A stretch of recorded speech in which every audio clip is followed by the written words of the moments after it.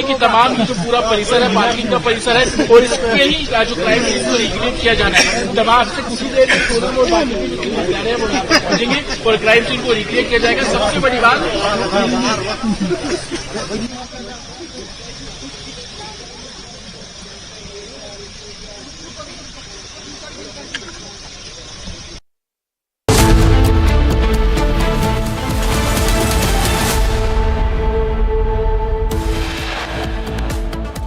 Quick check of the headlines that we're tracking at 2:30 p.m. After multiple technical snags, Air India ordered to reduce flight operations by 30%.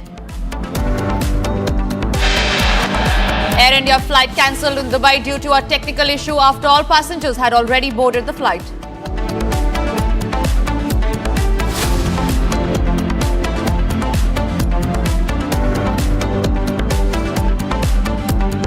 Trump's trade deal bluff called out. Prime Minister Modi makes it clear to Trump that India neither asked nor accepted any foreign mediation.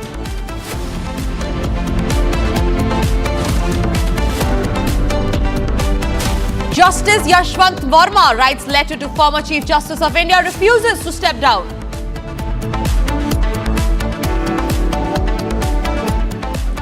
Iran launches fresh barrage of missiles on Israel targets Dimona nuclear plant. And Baloch Liberation Army claims responsibility for remote-controlled bomb attack on Jafar Express train that had killed 4 people.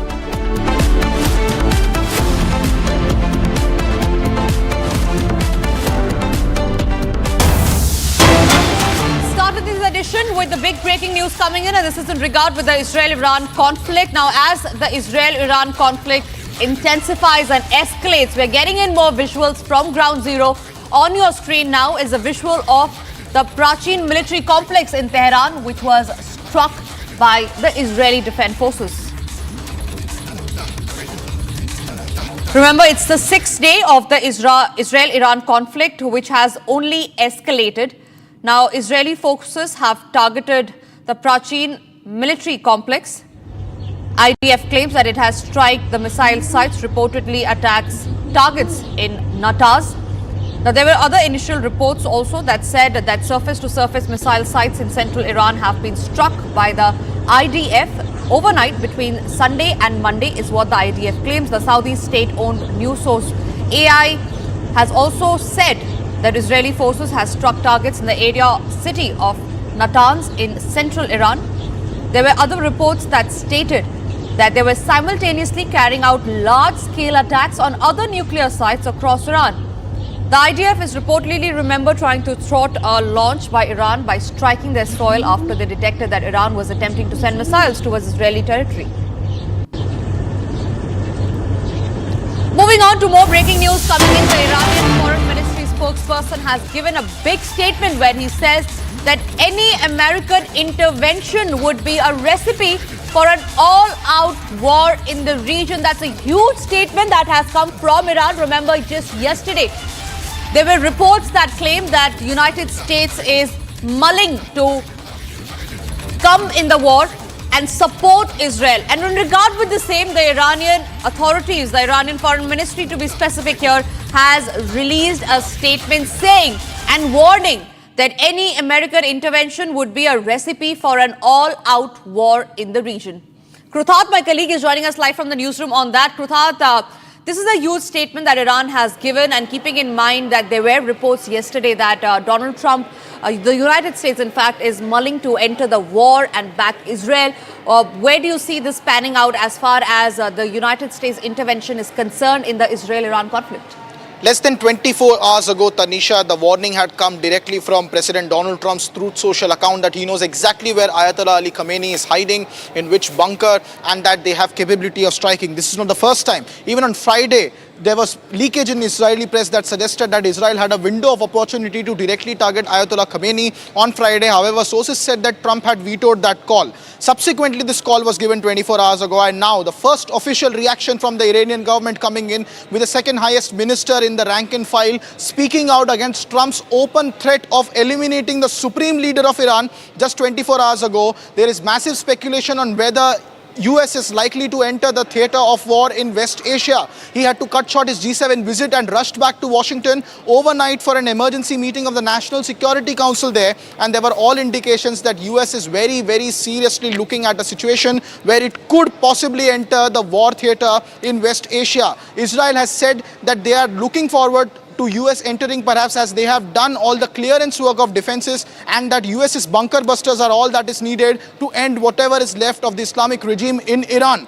Yesterday, German Chancellor Merz also said that Israel is doing the dirty work of the West in Iran. There are various serious allegations emerging from West that US may enter the West Asian theater. All eyes are set on that. The Fifth Fleet was also operationalized from Bahrain base. And now the first official statement coming in from Iran's foreign minister. There are only two official government officials who have been speaking repeatedly on this. Yesterday and day before, it was President Pezeshkian who also spoke in the Iranian parliament regarding a possible US intervention, and now a clear warning coming in from Iran that it would lead to an all-out conflict, an all-out war in the Middle East, in West Asia, if US decides to join the war effort. This shows clearly that Tehran is extremely worried. Just 30 kilometers off Tehran, the Parchin military base, which is one of the most important nuclear link sites to the ballistic missile program of Iran, was struck just moments ago, as we were seeing the visuals on our screen. And now the Iranian foreign minister officially coming out and showing a warning flag to US, saying that any intervention from the United States would lead to a full-blown conflict.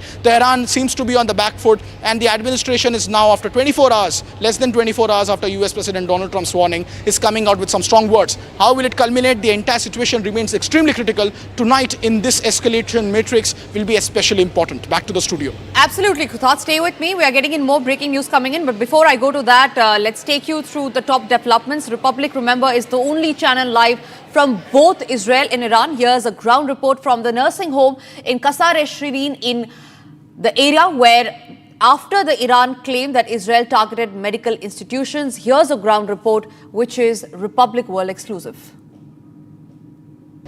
It is day 6 of the Israel-Iran escalation, and allegations and counter-allegations between Israel and Iran continue to fly. In the latest, Republic has accessed a video from the Kermanshah area of Iran.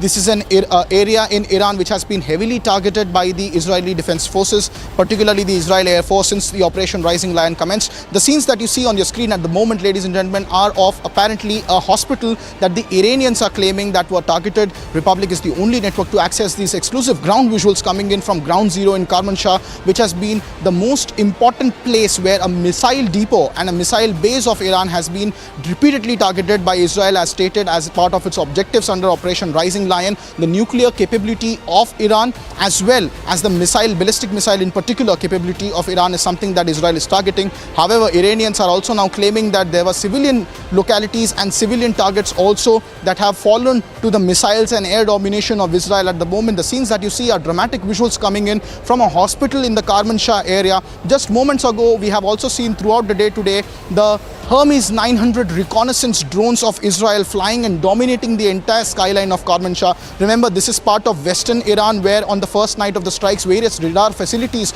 were destroyed by Israel in complete domination and air superiority assertion in Tehran's airspace. And all the way up to the border of Tehran, we have seen complete air domination of the IDF, which it claimed to have solidified a couple of days ago. And now dramatic visuals of counter allegations coming in from Iran that a medical facility perhaps had also fallen prey to this entire sequence of events. Just few moments ago, we have also seen in separate instances an industrial park also being targeted. Also, the Pashtun military base in the outskirts of Tehran fell to the huge plumes of smoke rising there after Israeli Defense Forces strikes. The situation remains extremely critical. On the other side, Israel is also claiming heavy civilian casualty from Iranian ballistic missiles and UAVs. However, these are visuals coming in from Iran, where the Iranians are now claiming that a military facility in particular was targeted by the IDF.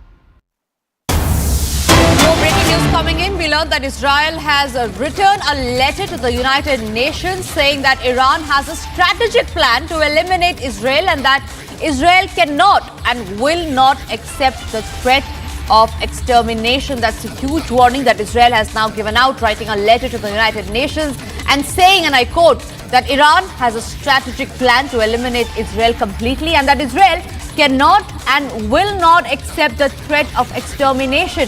Joining me on the broadcast is Kuthad, who is continuing to stay with me. Kuthad, again, Israel has made it very clear that no warning that Iran gives us will shake Israel, and that Israel is not going to tolerate any further warnings. Where do you see this panning out? It's the 6th day of the Israel-Iran conflict, and it is only escalating. Are we headed towards World War III? Tanisha, this is a very serious letter that has been given by the Ministry of Foreign Affairs to the United Nations Security Council at this point of time. And these are some very serious allegations. Now, it is something that the Israelis have maintained since day one when Operation Rising Lion had commenced.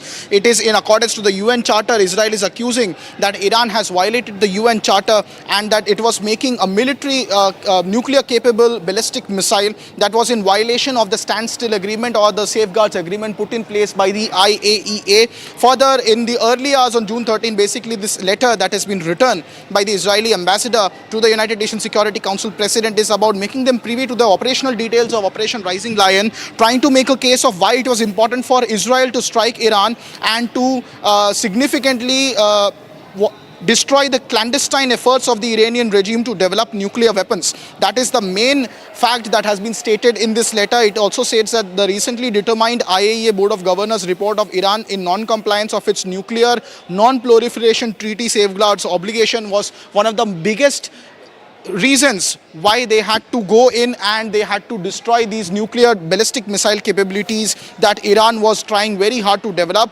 They have also said that Iran Revolutionary Guard, which is also designated as a terrorist organization by various states, that is the statement of Israel at the moment, and its proxy networks of Houthis, Hezbollah and Hamas and others were involved in a ring of fire. So this is a very detailed explanation given by the Israelis in what seems to be a forewarning to the United Nations Prasad, I believe we're running short on time. We have to wrap up on that. It's time for us, ladies and gentlemen, to slip into a short break. But after the break, we'll get to the details of how Donald Trump's trade deal bluff has been called out. Prime Minister Modi making it amply clear to Donald Trump that India neither asked nor accepted any foreign mediation. All those details after a very short break.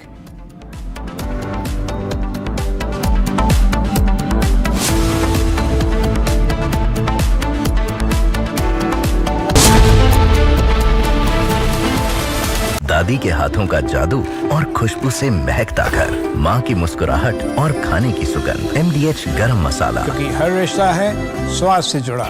विबिल में गुलिस्तां की ये कुछ लजीज फरिश्ते जब साथ घुले तो जी ललचाए और दिल कहे कि स्वाद की इस जुबान में खुद को ऐसा डुबाऊं कि निकल ना पाऊं। विमल की जुबान कुछ है ही ऐसी, मानते हैं ना? विमल, बोलो जुबान केसरी। MDH की हल्दी मिर्ची धनिया करे कमाल, ये रंग दे, ये खुशबू दे, ये तीखा, ये कम पड़े, क्या निराला MDH masala. This is pre-planned. And Raja has been hit by all three. How these three people, three men and all that, actually had hit Raja and Sonam was there, and then she had destroyed the phone and all that, and so that's how it happened.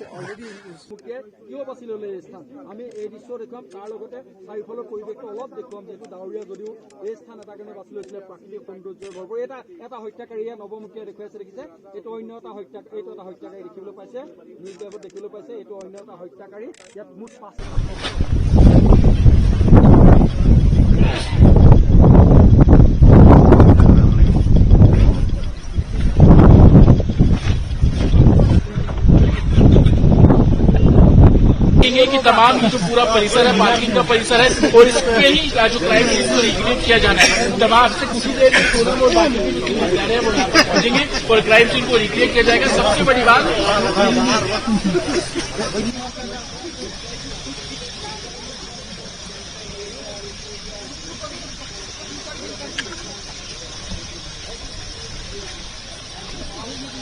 Hotel करवा दें।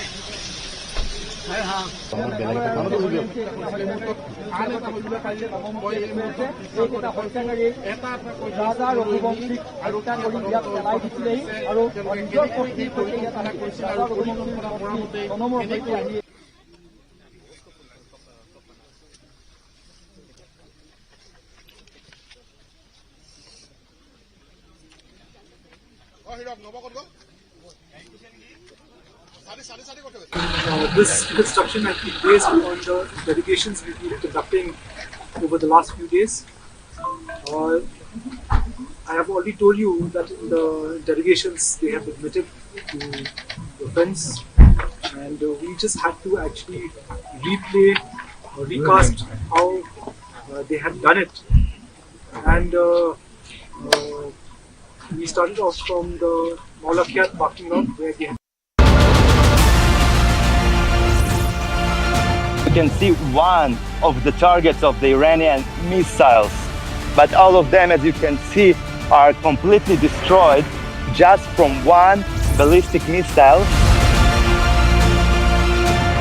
You see, this is what happened from one ballistic missile that Iran shot towards Israel. This is what Iran doing. They are striking civilian residential areas all across Israel.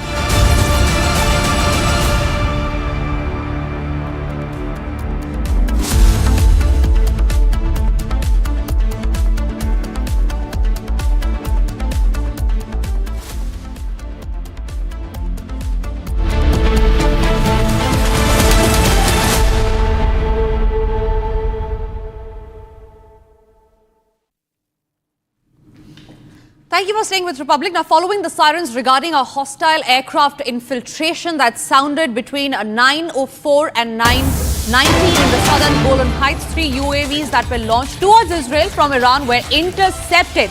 Sirens were sounded in accordance with the protocol. Remember, it's the day 6 of the escalating Iran-Israel conflict. Now, the IDF says the 3 UAVs have been intercepted by air defense system.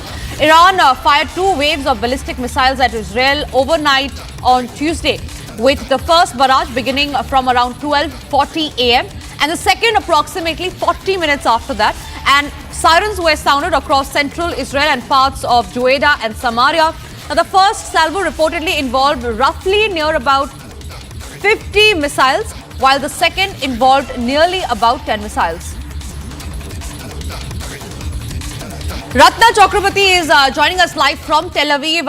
Ratna, yesterday you were showing us visuals from outside where you stay, where there were some interceptions that were seen. You're reporting live from Tel Aviv. Talk to us about what the situation is like on ground.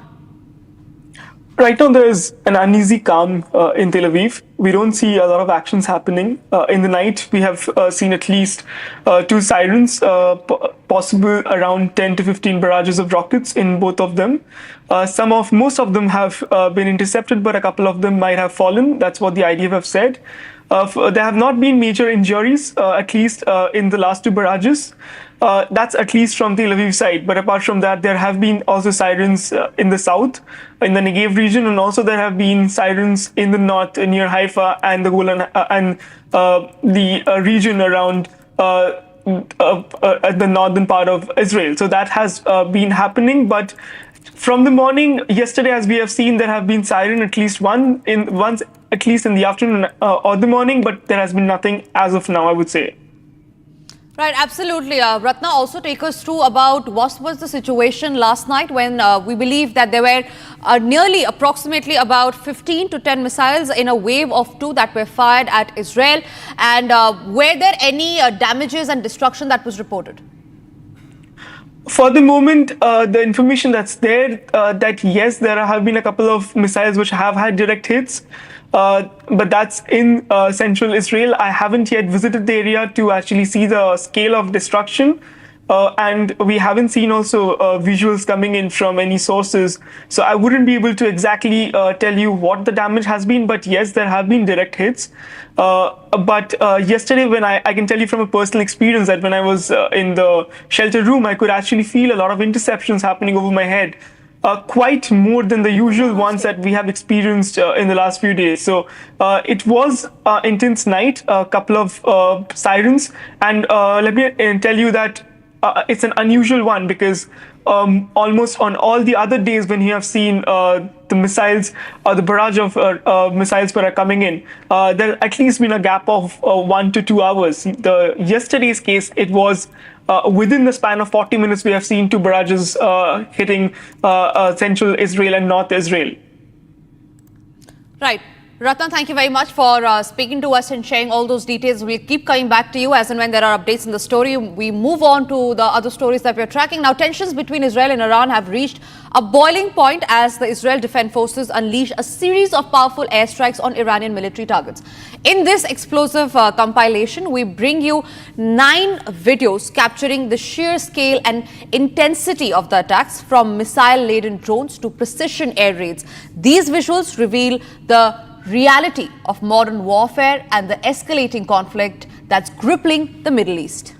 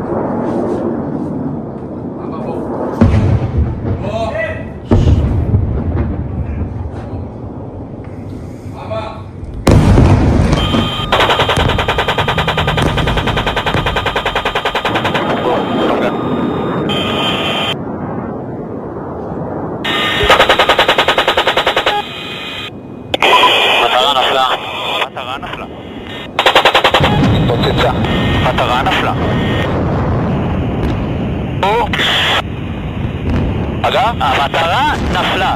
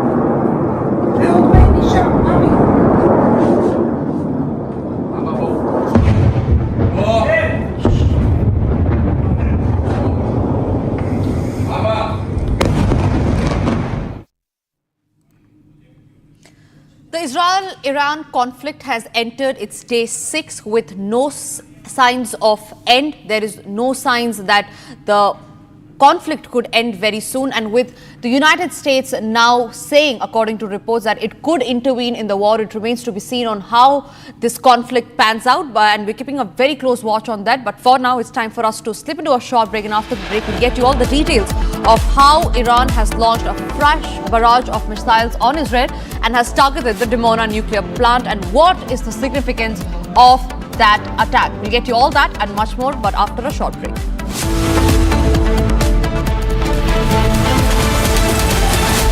आधे bowl दही में 4 चम्मच MDH चटनी पुदीना मसाला डाला, stir करो, पुदीना चटनी तैयार। MDH चटनी पुदीना मसाला।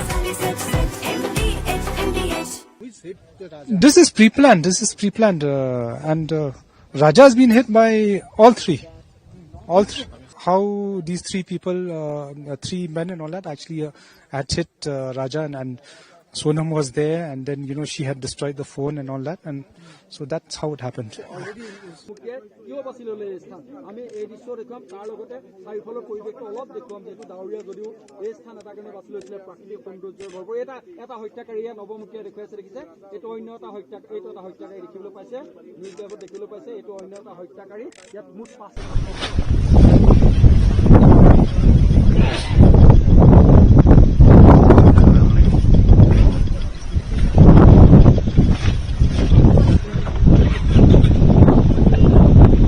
कि तमाम जो पूरा परिसर है, पार्किंग का परिसर है, और इस पे ही जो क्राइम सीन को रिक्रिएट किया जाना है। तमाम से कुछ ही देर में सोनम और बाकी के जो है वो यहाँ पर पहुंचेंगे और क्राइम सीन को रिक्रिएट किया जाएगा। सबसे बड़ी बात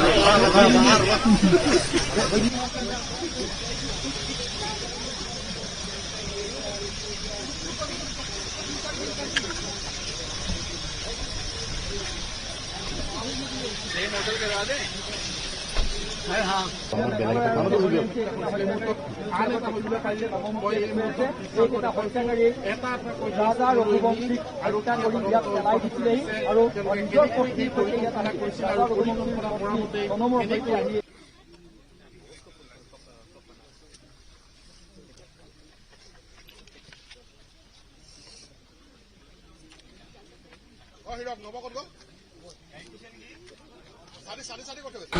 This construction has been based on the interrogations we've been conducting over the last few days.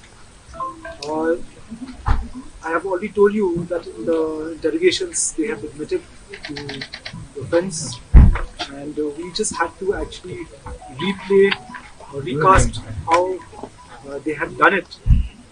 And we started off from the Mumbai-Lucknow parking lot where they had kept the scooties. Then we have moved on to a place about 3 to 4 kilometers from Boisadong parking lot, whereby they had stopped to take photographs, and there was an attempt in that place, but it was not peaceful because Raja started off his bike, and so they had to move on. And they had stopped about 200 meters away from the Boisadong parking lot. There only photographs were taken, but attempt was not made in that point. We finally came to the Boisadong parking lot where the scooties were kept. We ascertained where the scooties were kept. We had ascertained where Raja was standing. We had taken to replay the whole thing. We had taken one of our personnel from the fire emergency services as Raja to replay the role of Raja. We have ascertained what was the position just before the murder, who was standing where, and how the blow took place. So 3 blows took place. The first blow was by Vishal, alias Vicky. The second blow was by Anand, and the last blow was by Akash. There's one more.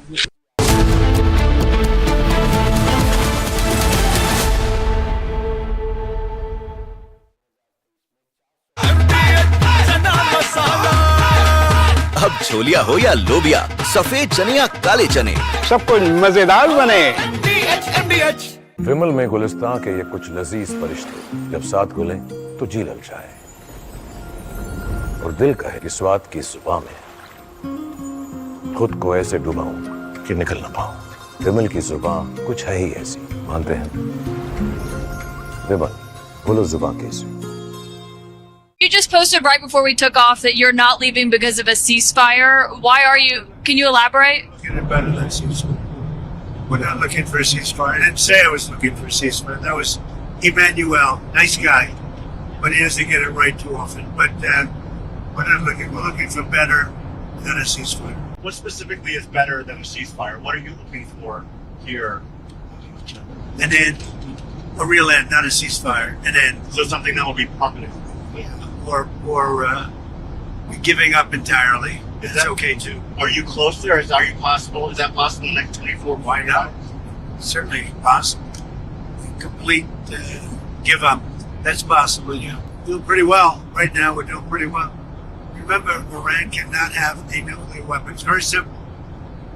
Not have to go too deep into it. They just can't have a nuclear weapon. What was the thinking on the call for Tehran to evacuate? Is there a threat or is there incoming? What was the thinking on the full evacuation? I want people to be safe. And that's always possible. A thing like that could happen. I just want people to be safe. You're great people that know how to protect themselves. And when you say better, what? Oh, we'll come down so hard if they do anything to our people. We'll come down so hard that the gloves are off so beautifully. Now, I think they know not to touch our troops. Are you open to negotiating with the Iranians right now, or do you want to wait? I don't know. I've been negotiating. I told them to do the deal. They should have done the deal. The cities have been blown to pieces. They've lost a lot of people. They should have done the deal. I told them do the deal. So I don't know. I'm not too much in a mood to negotiate. Yeah, I think it's safer. There's a lot of bad things happening. I think it's safer for them to evacuate. This is pre-planned. And Raja has been hit by all three. How these three people, three men and all that, actually had hit Raja, and Sonam was there, and then she had destroyed the phone and all that, and so that's how it happened.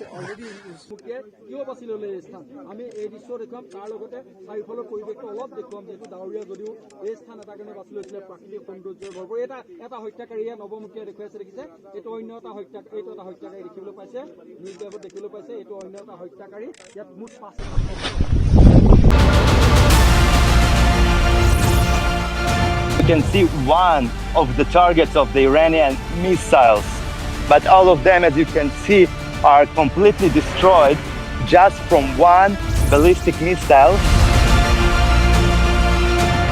You see, this is what happened from one ballistic missile that Iran shot towards Israel. This is what Iran doing. They are striking civilian residential areas all across Israel.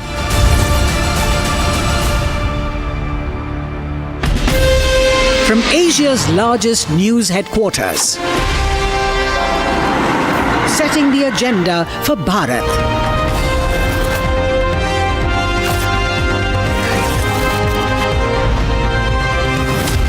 You're watching Republic.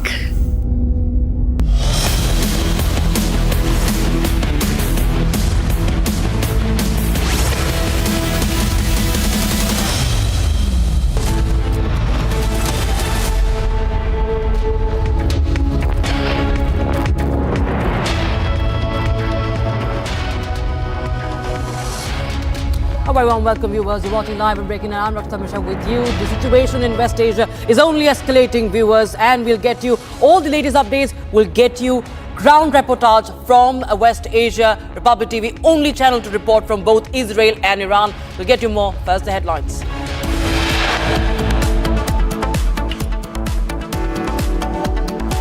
After multiple technical snags, Air India ordered to reduce flight operations by 30%, faces action.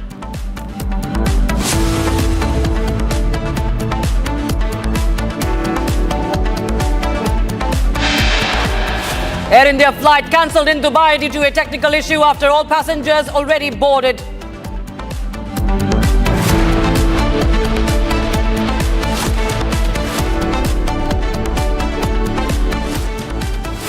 Trump's trade deal bluff called out. Prime Minister Modi made it clear to Trump that India neither asked for nor accepted any foreign mediation.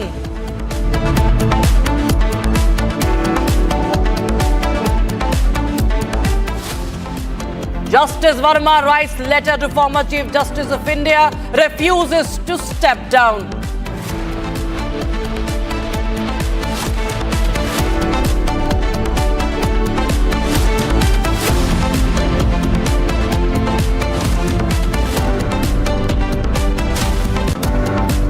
And Baloch Liberation Army claims responsibility for remote-controlled bomb attack on Jafar Express train, 4 killed.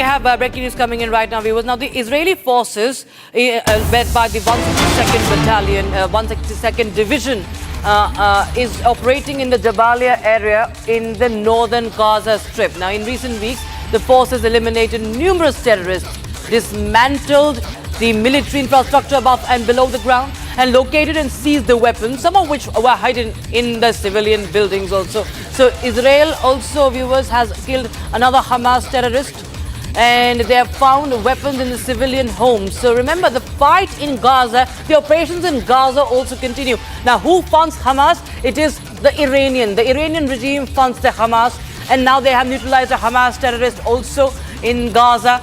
And the Givati Brigade has eliminated terrorist cell in Jabalia. They have found the weapons also in the civilian homes. Now, you understand why in civilian areas those Israeli defense forces were carrying out operations, while we saw that the Gazans, the Palestinians and other groups have been crying foul that why is Israel targeting the civilian groups. Well, you see that the Israelis have found found weapons in civilian homes. And not just that, they have eliminated a terrorist cell in Jabalia, that's in northern Gaza. So this is, of course, the soldier there in action of Israel. Israeli forces under the command of 162nd Division operating in Jabalia. And it becomes very important to understand that the situation in West Asia is only escalating, viewers. Israel was always, Israel for the longest time has been engaged with this war with the Hamas. It has removed the top leadership, but not to forget that now for the first time we see the escalation between Iran, direct confrontation with Iran, and the escalation is something that is unprecedented between the two countries. Israel continues to strike Iran. Meanwhile, Israel's operations in Gaza also continue. Visuals from Gaza, from Jabalia coming onto your screens. Meanwhile, we have the Israeli Defense Forces statement also coming in. Let's take a listen in. At midnight, while the people have been at their homes and they have targeted the homes of civilians, which led to big casualties. As you know, hundreds of innocent people, including big number of children and women, have been killed during these attacks. And a big number of civil infrastructure, including water and energy infrastructure, has been hit and has been destroyed. And there is a danger, a big danger around our peaceful nuclear facilities because of the possible explosion of the people not only in Iran but in our neighborhood to hazardous leaks. And all these things show that we are facing with an irresponsible entity. And the bitter fact is that this entity is supported by many Western countries, particularly United States, financially and logistically and militarily. They are providing intelligence to this entity. They are providing military arms to this entity. And they are supporting even politically. And they are trying to justify what Israel has done. It is a very complicated situation in our region.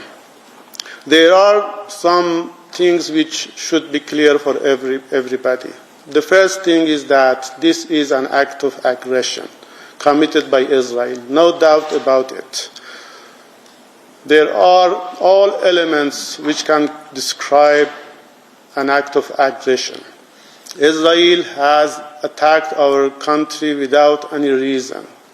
Israel has attacked our civilians, our civil infrastructure. And Israel has violated the integrity of Iran, has violated our territorial integrity, and has violated the right of Iranian people to live in peace. This is the first point which I would like to be clear for everybody. The second point is that Israel, during this aggression, has violated all norms of international law and all norms of human rights by targeting civilians, by violating the principle of distinction, the principle of proportionality, and the principle of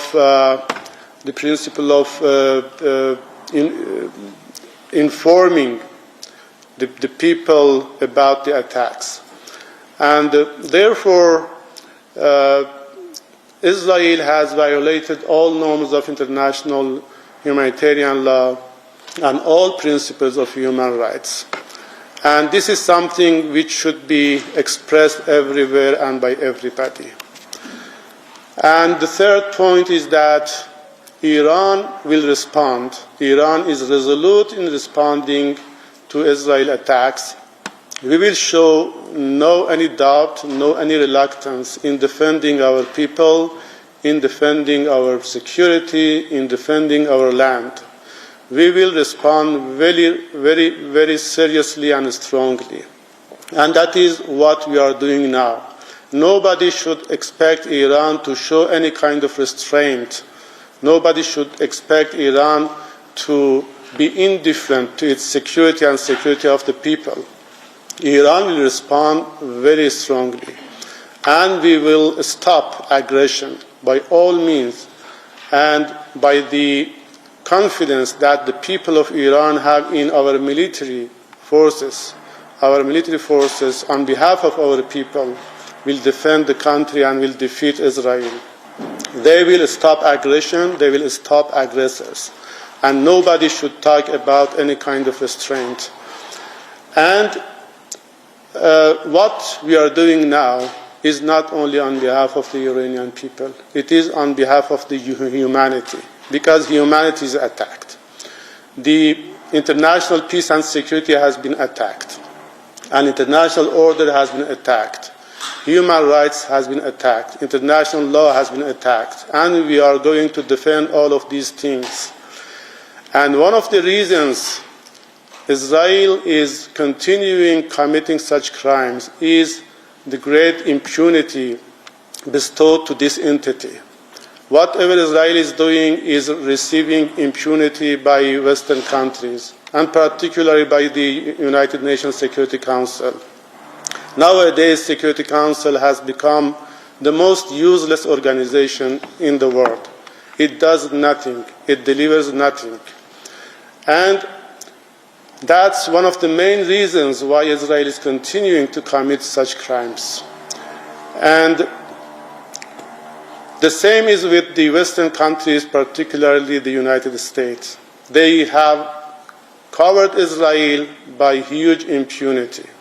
And when you look at the positions of different countries, Western countries, European countries, not only they are not condemning the attacks and aggression, they are trying to justify the aggression by baseless allegations, by baseless excuses. And it is shameful for those Western countries who are supporting the aggressor, who are supporting the criminal.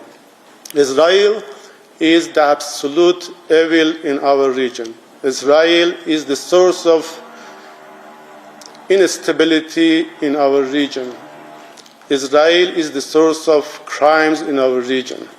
Israel, for many decades, has violated the rights of Palestinian people. And particularly during the last 2 years, Israel did everything against Palestinian people.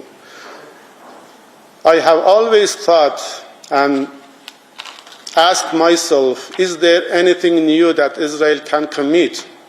Is there any new crime that Israel can reveal? And unfortunately, the answer has been always yes. Israel can every day reveal a new thing, a new crime, and a new innovation in attacking humanity, and a new initiative to breach and to cross the red lines. This is what Israel is, the absolute evil supported by the United States. What My message is to you, ladies and gentlemen, today, is that Iran will strongly respond. Iran will strongly defend itself and defend the oppressed people, will defend the international law, will defend the security of our region, will defend the integrity of our country, and we will stop Israel. Thank you. Thank you, Mr. Ambassador. So please introduce yourself. First question, Christiane. Thank you very much. Mr. Ambassador, we are all looking at this horror and the attacks that happen on all sides. But a question that has fallen by the wayside a little bit, can you explain to us why? Right, that was Iranian Ambassador to United Nations there speaking Geneva Ali Bahraini. He was saying that Iran will stop Israel and its evil, supported by UN, and Iran will strongly respond. Iran will continue to defend itself. Also saying that Israel is source of instability in the region. All right, viewers. Meanwhile, we also have a statement coming in from the Israeli army. The Israeli army say that one of its drones downed over Iran. Okay, Israeli drone has been shot down over Iran, confirmed by the IDF, the Israeli Defense Forces. This is the update coming in. Drone hit by surface-to-air missile. Israeli drone hit by surface-to-air missile that was launched from Iran. That's what we're getting in right now. The Israeli army confirming that Israeli drone has been shot down.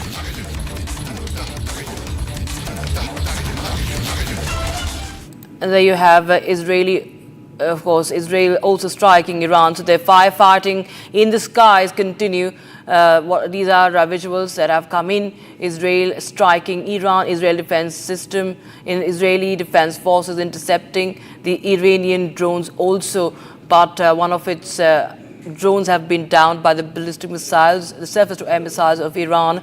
So you have this Israeli strike. You can see the dramatic visuals and balls of fire that have been witnessed in Tehran, in the skies of Tehran, in several parts of Iran, as Israel continues to strike multiple targets there in Iran. My colleague Nick is now. All right, we have Nick joining us from Tel Aviv right now. Nick, what is the latest situation right now as you report from Ground Zero? Yes, I'm now standing in the neighborhood in the middle of Tel Aviv. This is a residential area, and it is completely destroyed by Iranian missile. You can see the building is destroyed, and it would need to be completely destroyed because nobody can live here anymore, and it should be evacuated. And this is just one building. I can show you behind me. You can see that the whole neighborhood is destroyed. And you can see that there are no military bases. There are nothing that is strategic here, just regular people. Most of them are young people that are coming to Israel, coming to Tel Aviv, and they want to be next to the beach just a few minutes from here, the Mediterranean Sea. And you can see the massive destruction of all of this area.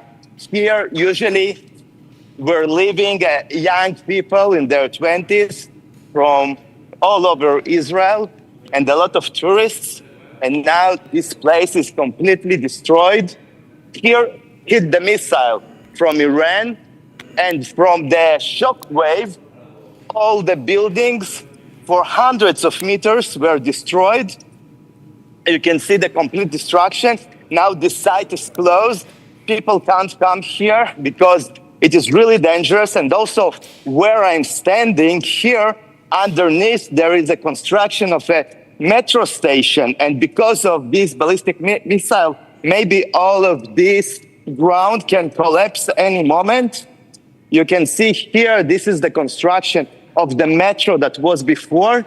And this huge building also can collapse. And inside was the consulate of the United States. So maybe this is a reason for the United States, the casus belli, to join Israel in the war against Iran.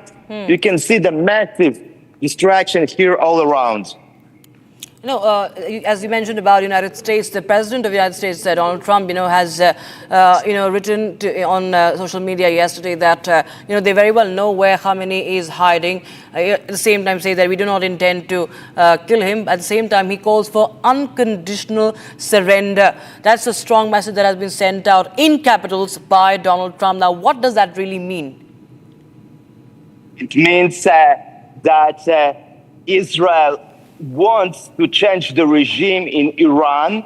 After 79, the new regime is bad for Israel, but the United States still doesn't want to do it, at least not openly, publicly. They're afraid that the consequences maybe can be very bad to the economy, especially because the prices of the fuel can go really up, the prices of oil, and it's bad for America. I think this is the main reason why they still want to try to solve this conflict in other ways. Right, and speaking of what's happening right now on ground, we're going back to what's happening on ground.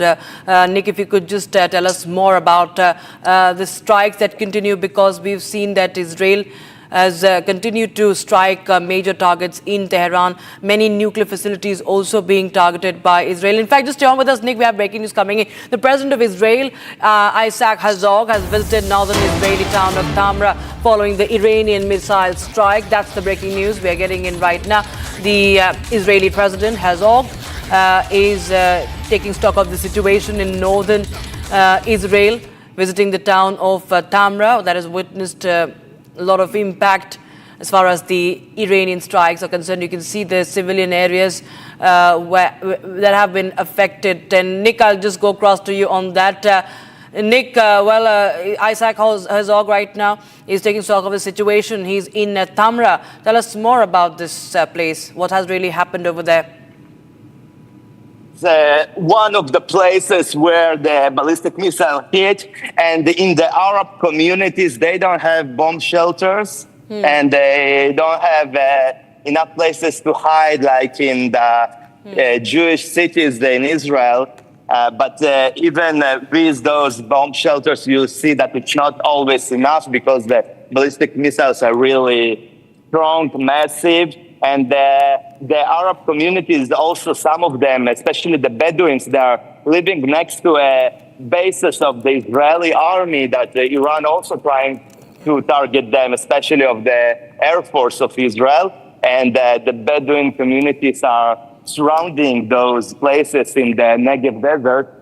So this is one of the reasons why if something should there, they don't have too much what to do about that. They just can't pray to God that it will not fall on them. Right.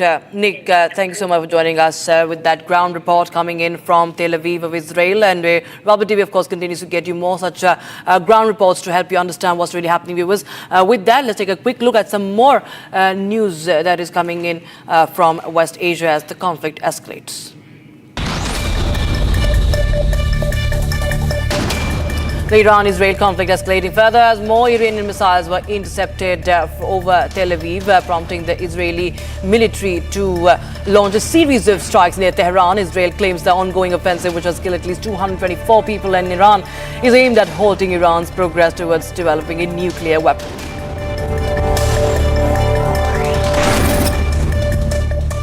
The rising hostilities in Iran dominated the G7 summit's final discussions. Canadian Prime Minister Mark Carney, hosting the summit, called for de-escalation across the Middle East and urged a ceasefire in Gaza, warning that the Iranian crisis risks igniting a broader regional conflict. Leaders also reiterated our commitment to the pursuit of peace and stability in the Middle East. Made clear that Iran is the principal source of regional instability and terror. And we've been consistently clear that Iran can never have a nuclear weapon. We urge that the resolution of the Iranian crisis leads to a broader de-escalation of hostilities, including a ceasefire in Gaza.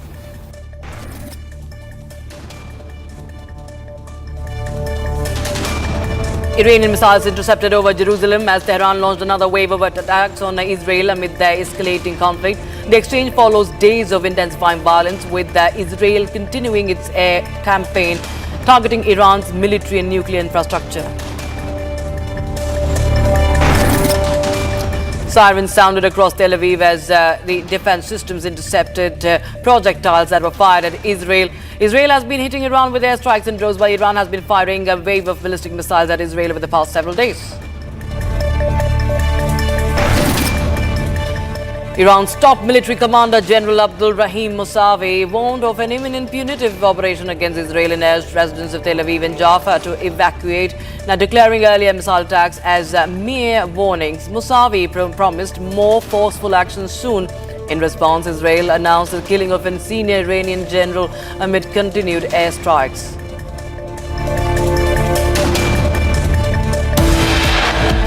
And after multiple technical snags, the Air India has been ordered to reduce its flight operations by 30%. Also, another flight of Air India cancelled, this time in Dubai due to a technical issue once again after passengers had boarded. We'll get you more on that.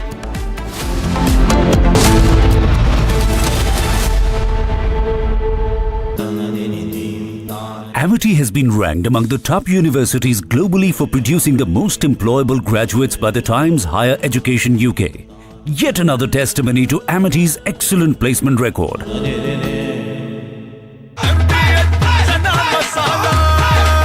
अब छोलिया हो या लोबिया, सफेद चने या काले चने, सब कुछ मजेदार बने।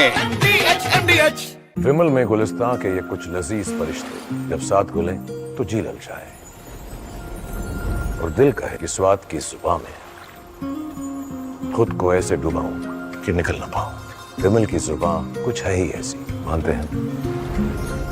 विमल, बोलो जुबान कैसी? This is pre-planned. And Raja has been hit by all three. How these three people, three men and all that, actually had hit Raja, and Sonam was there, and then she had destroyed the phone and all that, and so that's how it happened.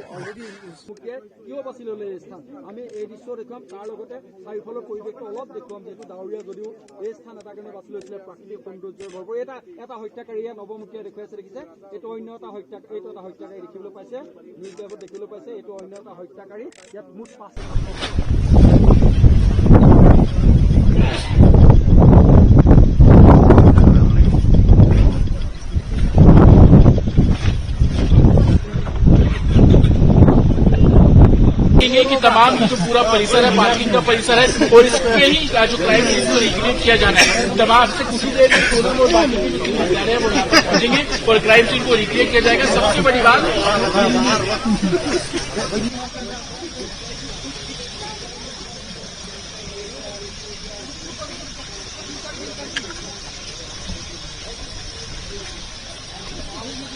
Hotel करवा दें।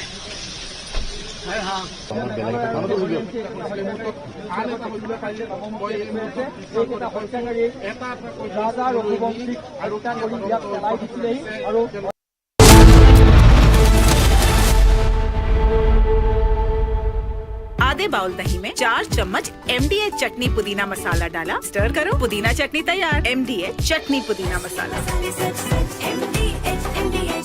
इसको घर पे लगाओगे तो शादी का तो पता नहीं, पर घर पक्का नहीं टूटेगा। रुंगटा नहीं तो घर स्ट्रॉन्ग नहीं। रुंगटा स्टील TMT बार एकदम सॉलिड। पहाड़ों में एक हाइकिंग शिप भी बन सकती है। You just posted right before we took off that you're not leaving because of a ceasefire. Why are you? Can you elaborate? Getting better than ceasefire.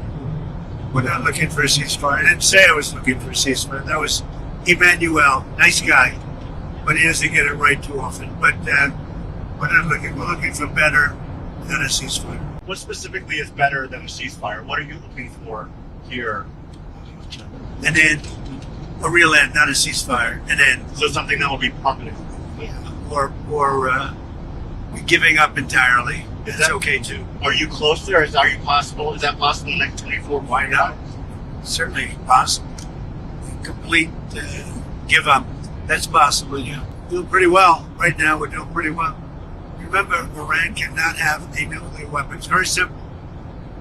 We don't have to go too deep into it. They just can't have a nuclear weapon. What was the thinking on the call for Tehran to evacuate? Is there a threat or is there incoming? What was the thinking on the full evacuation? I want people to be safe. And that's always possible. A thing like that could happen. I just want people to be safe. You're great people that know how to protect themselves. And when you say better, we'll come down so hard if they do anything to our people. We'll come down so hard, then the gloves are off so beautifully. Now, I think they know not to touch our troops. And are you negotiating with the Iranians right now, or do you want to wait? I don't know. I've been negotiating. I told them to do the deal. They shouldn't have done the deal. The cities have been blown to pieces. We've lost a lot of people. They should have done the deal. I told them do the deal.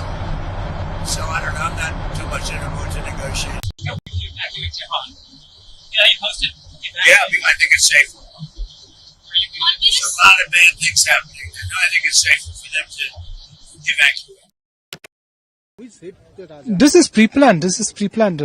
And Raja has been hit by all three. How these three people, three men and all that, actually had hit Raja and Sonam was there, and then she had destroyed the phone and all that, and so that's how it happened.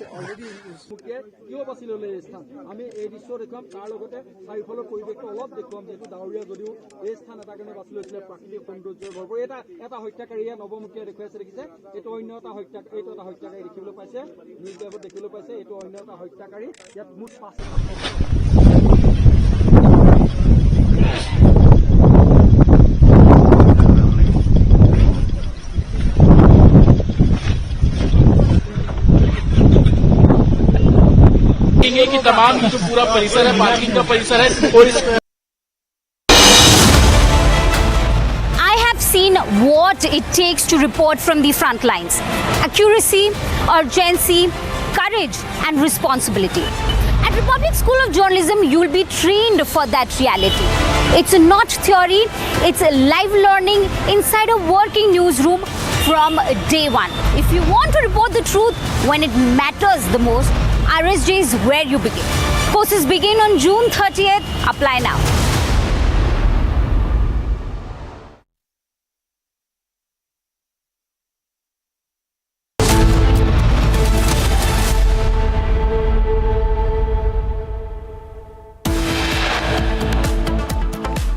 After multiple technical snags, Air India orders to reduce flight operations by 30%.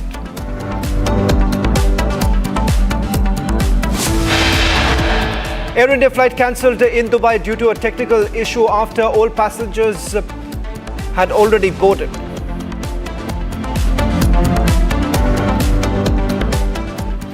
Trump's trade deal bluff called out. Prime Minister Modi makes it clear to Trump that India neither asked for nor accepted any foreign mediation. Justice Verma writes to former Chief Justice of India refuses to step down.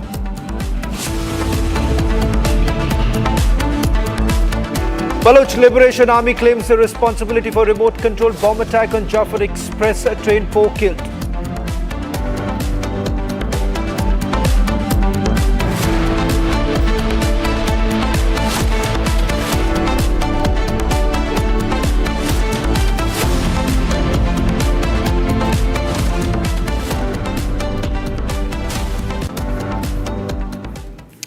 At 3:30, this is the breaking news now coming in as tensions escalate in West Asia. In fact, a short while back, Iranian Ambassador to United Nations has made the first statement with regards to the attacks that are taking place on Iranian soil. I'm going to just quickly take you through the statement that has been put out by Iran's ambassador to the United Nations in Geneva. And this is what Iran has to say, and I'm quoting, "Whatever Israel is doing with the support of US intelligence. We will follow the developments and actions of developments. At any point we come to the conclusion that the United States is directly involved in the attacks on Iran, Iran will respond to the United States of America." In fact, what we have essentially seen are two important aspects since the war began on Friday. In fact, one with regards to the fact that there is a direct American assistance with regards to the barrage of missiles that have been launched from Iran that were also brought down with American systems that were basically in place. Iran's first big message with regards to the alleged US involvement, saying that if at all there is a direct involvement of United States of America, then there will be a strong response coming in from Iran. Listen in to what Iran's ambassador to the United Nations had to say a short while back. We firmly believe that the United States is complicit in what Israel is doing. Israel without United States is nothing. Whatever Israel is doing is with the support, the military support and intelligence support of the United States. And we are totally ready to give appropriate response to any development. We will follow the developments, we will follow the actions of the United States, and at any time, at any point, if we come to the conclusion that United States is directly involved in attacks against Iran, we will start responding to United States. It was highly expected that the free nations, the government who are seeking the justice in the world, to condemn such as kind of the aggressions, which is a vibrant violation of the international law. We are in position to defend our people, our government, our country in the best way. We have shown that we are able, and we will continue, because we are under attack. We have to defend, and our actual retaliatory action, it is based on the self-defense, which is enshrined in the Article 51 of United Nations Charter, which gives us this power to defend our people. You know that the Israeli government, the Israeli officials, they officially announced some threats against Iranian high-ranking officials. They assassinated some of the Iranian military officials, which is totally against any regulations. Until now, you have been maybe informed that several rounds of the exchange of the, actually you can say, missiles and drones, what happened between two sides. But we are defending in a proper way, and we are confident in what we are doing. We will continue until this aggression is going to be stopped. Is US-Iran nuclear deal is still on the cards, and how do you see Trump's role in the crisis as he calls for unconditional surrender?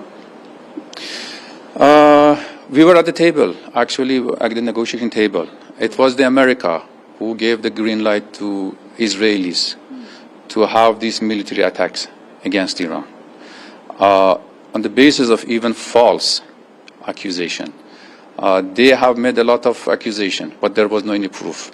But if there is any kind of allegations, it should go through we can say, some mechanism which is actually it has been considered by the international organization like UN. It's the 11th wave of attacks, missiles that have been fired by the Iranians. We have seen large-scale devastation also taking place in multiple cities of Israel. In fact, this report has been filed by my colleague Nick from Tel Aviv.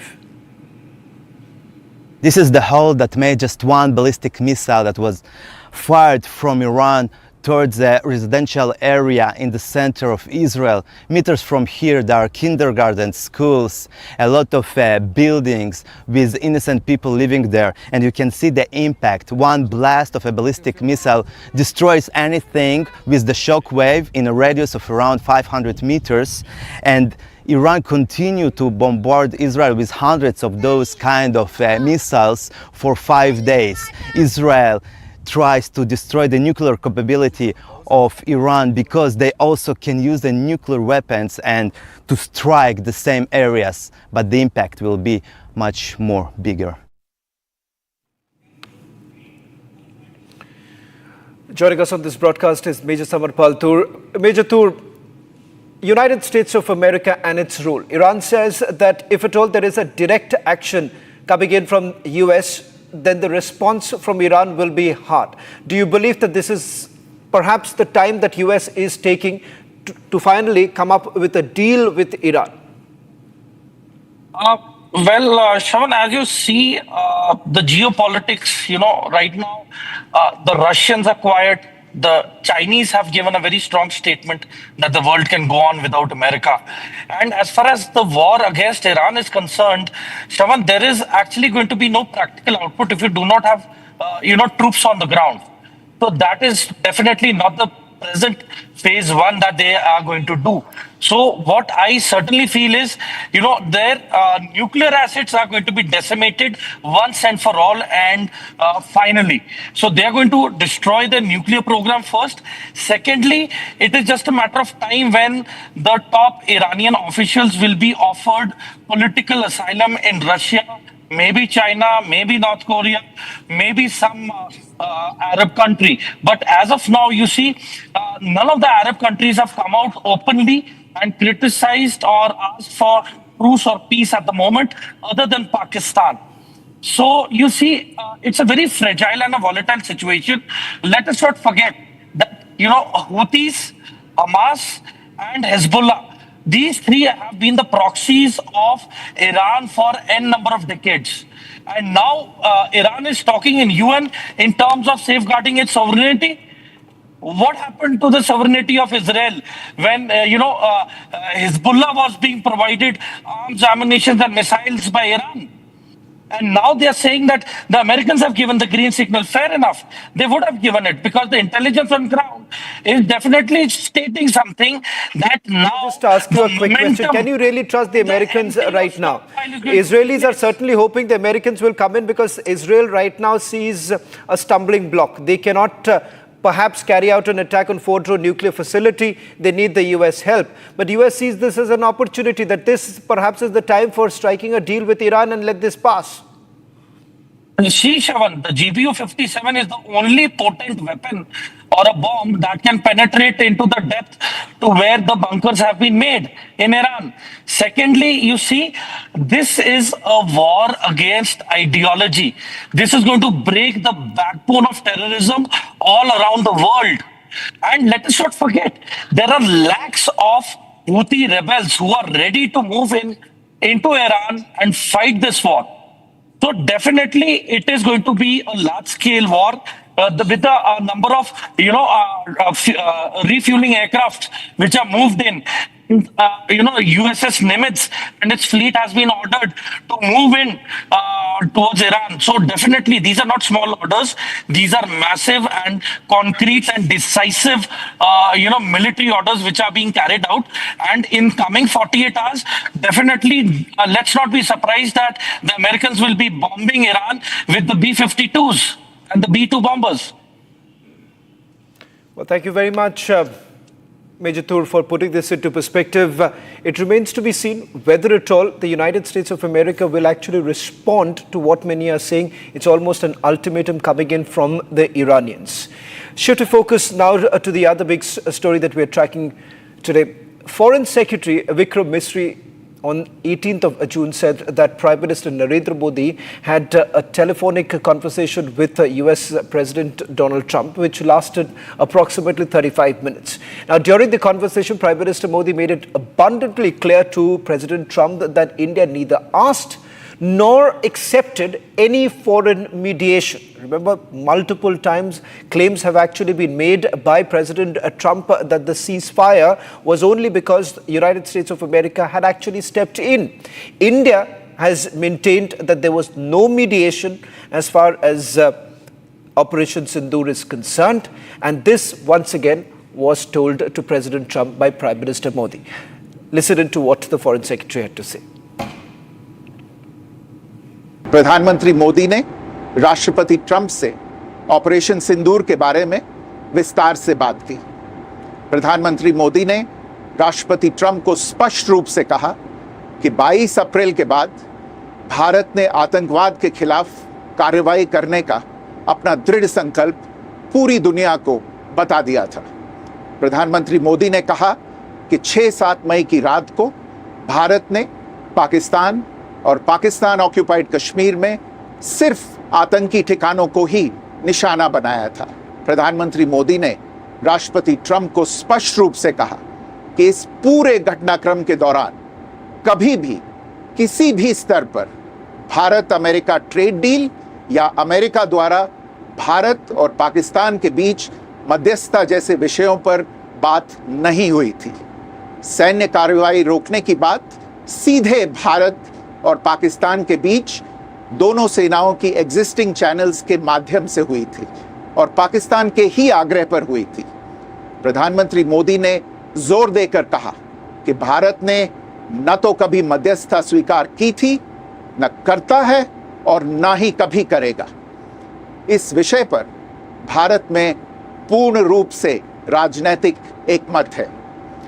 राष्ट्रपति Trump ने प्रधानमंत्री द्वारा विस्तार में बताई गई बातों को समझा और आतंकवाद के खिलाफ भारत की लड़ाई के प्रति समर्थन व्यक्त किया। Colonel Shailendra is joining us right now. Colonel Shailendra, this was known all this while, but there was politics over this entire issue. Even till today, questions were essentially raised whether at all protocols were followed or not, and the United States of America had basically stepped in. The fact of the matter is the DGMOs were involved, and this is what the Prime Minister had to tell President Trump. Jai Hind, Namaskar. You see, as far as our country is concerned, we have been throughout clear. I think there are only two kind of people who are not clear about the Indian policy. One is Trump, who has got selective amnesia and memory loss. And the second is somebody in our own country who doesn't want to be part of the country and start questioning the country. I'm very clearly bringing it out. There have been three outstanding part of this conversation on telephone. One, our Prime Minister clearly specifies to the Trump, that is President Trump, that nothing like that happened. You are somehow having a dream. You are going into selective memory loss where you are time and again repeating it might have happened in your dreams, but it has not happened on ground with India. The second part is very clear that Trump offered the Prime Minister that you please come down for a visit from Canada, for which there was a fantastically clear answer given that no, we are going to Cyprus. And that amounts to what? That Cyprus visit cannot be cancelled just because the president of US is calling. The third part was that our Prime Minister gave him an option that we can meet during Quad and you are invited, which he is accepting. So this also should bring out to everybody clear. India does not go by others' agenda. We have our agenda clear. We have our lakir going up and up, and we will go by that. We will go by what is correct as far as Indian interest is concerned. We will never ever have any mediation in any of our internal affairs. We are quite capable. We are quite strong. We can support ourselves. We don't require anybody to come in without invitation. And that invitation we will be giving selectively if at all required, which as on today has got no reasoning that it will be given as far as US is concerned.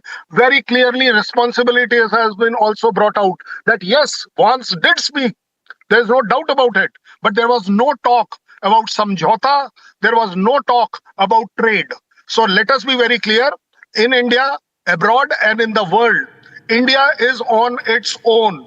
We are writing our own script. We are standing on our feet. And we dare now tell you by our mouth and voice that no, all your statements and dadagiri will not be tolerated, supported. It is also a clear indication to all Indians and so-called, not so-called Indian, that whatever agenda you may have political, you can carry on with it. The country will go on its own and we are going very strong. Thank you very much, Colonel Shailendra, also joining us on this broadcast. In fact, responses now coming in from the government. Earlier today, Union Minister Hardeep Singh Puri and Delhi Minister Manjinder Singh Sirsa spoke on this entire issue. Listen. I should now start calling them lie producing factory, LPF instead of INC, constantly I mean, they turn to, there's no invitation. And then when a productive 35-minute exchange takes place, they resort to, I don't know, frankly, whether this is ineptitude and incompetence or this is pure lies. But either case, it's a lie. Then they take resort to an earlier conversation which took place in January and say, oh, this is not the readout. Arey bhai, readout aane do unka. But should you or should you not accept a detailed readout by your own foreign secretary and point by point?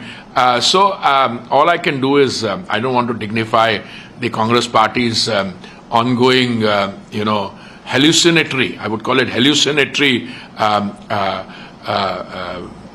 fake narratives that they go and put on. But through all this, I get the feeling, Suchitra ji, that they're always looking for some way in which they can show India down. ये पहले से स्पष्ट है, विपक्ष को एक बीमारी लगी है झूठ बोलने की। देश के प्रधानमंत्री प्रभु सत्ता पे, संप्रदा पे कभी भी कोई कंप्रोमाइज, कभी कल्पना सपने में भी नहीं कर सकते। विदेश मंत्री ने क्या बताया, स्पष्ट किया कि जब ट्रंप की तरफ से ऐसा अगर कहा भी गया तो हमने स्पष्ट कहा, इस कूटनीति में किसी भी दूसरे मुल्क की इन्वॉल्वमेंट नहीं बर्दाश्त की जा सकती, क्योंकि हमारा स्टैंड बड़ा क्लियर है, पीओके हमारा है और इसके ऊपर किसी बातचीत के लिए भी किसी और को बीच में नहीं लाया जाएगा। लेकिन राहुल गांधी एक स्कूल जाते बच्चे की तरह बार बार कभी नरेंद्र सरेंडर, उसको उनका कसूर नहीं है। जो उनको सोशल मीडिया के छोटे छोटे बच्चे पढ़ा के भेज देते हैं, उसमें से जितना वो याद करते हैं उतना पढ़ देते हैं, जो भूल जाता है वो भूल जाता है। Let's also take you through what else is making news right now. Another gangster has been neutralized in Lucknow under the ongoing Operation Langra. Police as well as the SIT carried out this late night encounter. One criminal injured, another on the run. Gunfire was also exchanged, warning ignored. The heat is also now back on Uttar Pradesh's most wanted.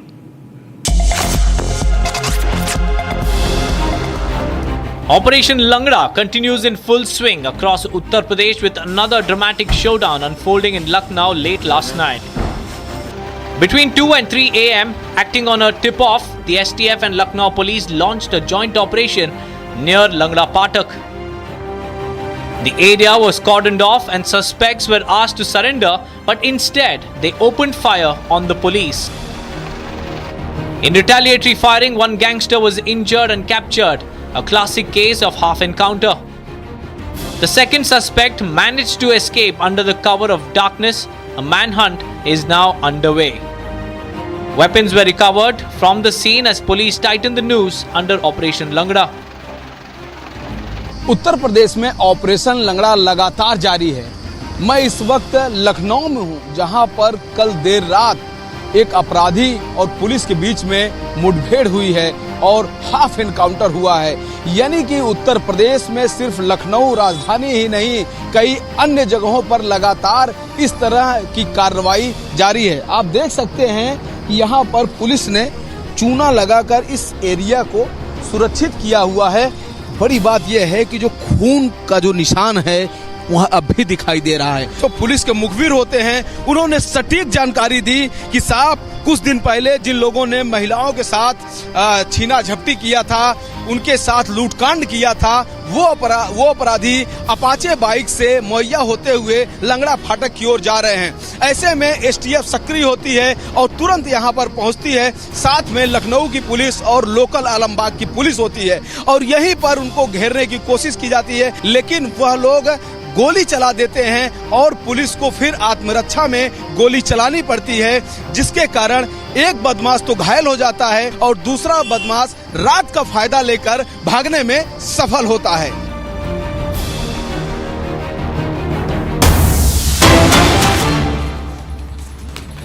Well, India has now taken a strong stand against Pakistan at the United Nations Human Rights Council, calling out Islamabad for harboring terrorists. India defended Operation Sindoor, saying that defensive action is not just a right, but a solemn duty. The sharp rebuke comes at a time when Pakistan is facing rising global scrutiny for enabling cross-border terrorism. In fact, multiple delegations that have been sent out by India parliamentarians that have visited various European nations as well as Caribbean islands and once again reiterating India's position on this entire matter, that it is India's right to self-defense, and the fact that Pakistan has been exposed for harboring terrorists and indulging in cross-border terrorism. In fact, that's the position that India has taken all along. In fact, several of the foreign dignitaries have also been briefed about why Operation Sindoor was the need of the hour. This was in the backdrop of the horrific attack that took place in Pahalgam, claiming the lives of over 24 people. Important to point out here on your screens right now, this was the statement that was put out by the Indian ambassador a short while back, Indian envoy to UNHRC. This is what the ambassador had to say. 22nd April 2025, Pakistani terrorists turned a serene sanctuary in Jammu and Kashmir into a killing field, carrying out a barbaric execution of 26 Indian tourists in Pahalgam in front of their families. The UN Security Council rightly condemned this reprehensible act of terrorism and called for all perpetrators, organizers, financiers, and sponsors to be held accountable. And we all know that those sponsors operate from Pakistani soil. Pakistan's attempt to mischaracterize Operation Sindoor, our precise and proportionate response, as military aggression is unconscionable. When a state harbors terrorists who massacre innocents, defensive action is not just a right, it is a solemn duty. From hosting Osama bin Laden in its military cantonment to conducting state funerals for globally sanctioned terrorists, Pakistan never fails to disappoint. It claims victimhood while remaining the acknowledged epicenter of jihadist terror. After multiple technical snags, Air India ordered to reduce flight operations by 30%. Air India flight cancelled in Dubai due to a technical issue after all passengers had already boarded.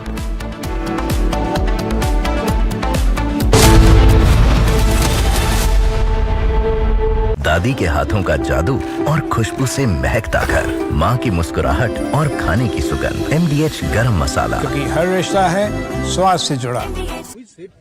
This is pre-planned. And Raja has been hit by all three. How these three people, three men and all that, actually had hit Raja, and Sonam was there, and then she had destroyed the phone and all that, and so that's how it happened.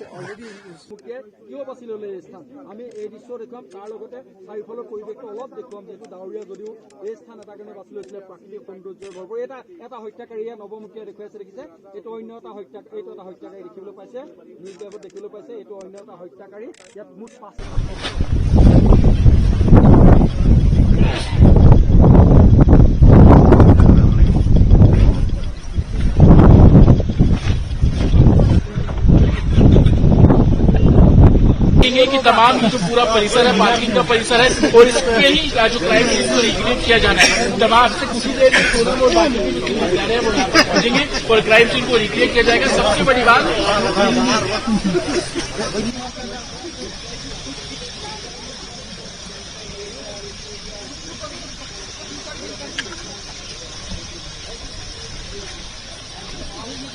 Hotel करवा दें।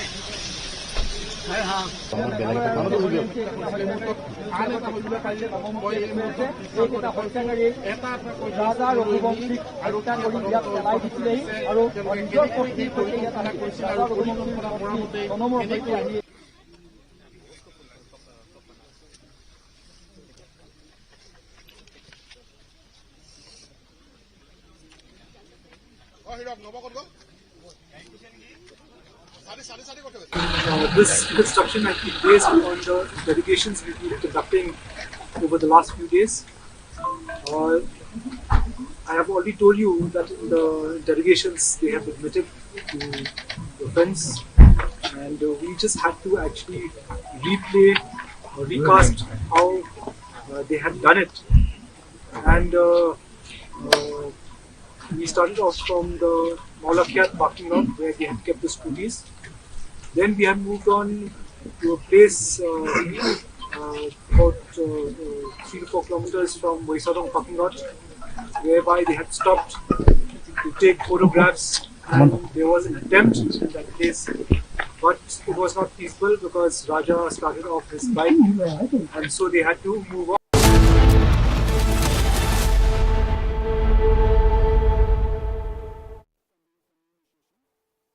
आपकी favourite Hyundai cars पर मिल रही है amazing deals. वैसे लोगे तो आप हुंडई ही, चाहे दिल की सुनो या डील्स की, तो जल्दी चले आओ हुंडई शोरूम। MDH की हल्दी मिर्ची धनिया करे कमाल, ये रंग दे, ये खुशबू दे, ये तीखा, ये कम पड़े, क्या निराला MDH मसाला। विमल में गुलिस्तां की ये कुछ लजीज फरिश्ते, जब साथ घुले तो जी ललचाए और दिल कहे कि स्वाद की इस जुबान में खुद को ऐसा डुबाऊं कि निकल ना पाऊं। विमल की जुबान कुछ है ही ऐसी, मानते हैं ना? विमल, बोलो जुबान Kesari. This is pre-planned. And Raja has been hit by all three. How these three people, 3 men and all that, actually had hit Raja, and Sonam was there, and then she had destroyed the phone and all that, and so that's how it happened.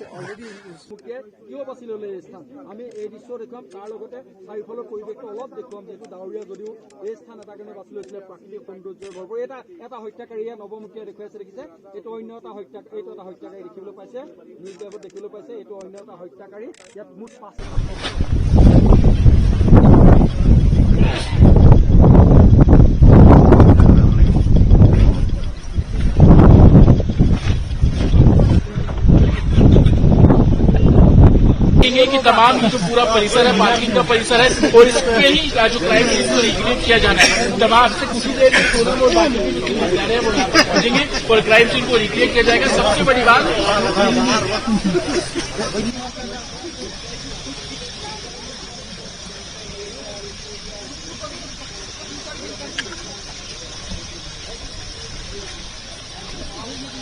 Hotel करवा दें।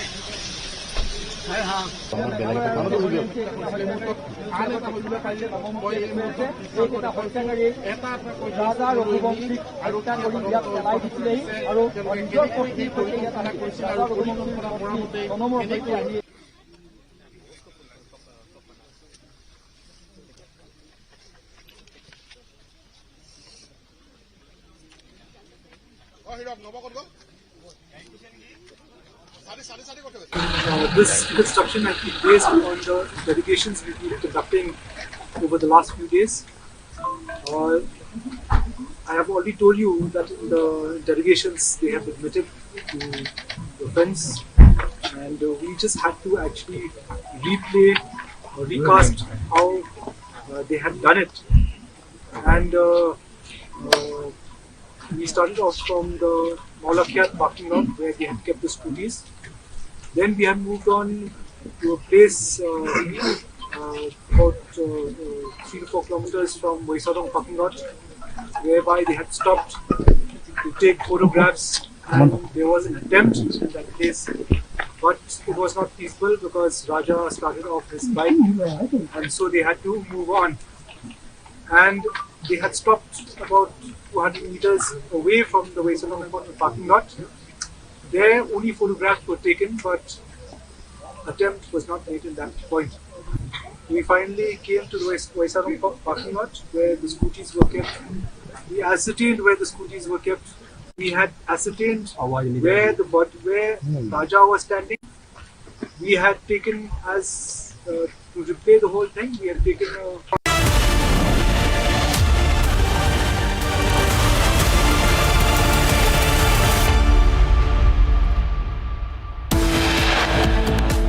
follow the developments, we will follow the actions of the United States, and at any time, at any point, if we come to the conclusion that United States is directly involved in attacks against Iran, we will start responding to United States. Iran's ambassador to the UN in Geneva says if US intervenes, Iran will respond. Fresh footage from Israel-Iran conflict shows the elimination of the terrorist cell in Jabalia.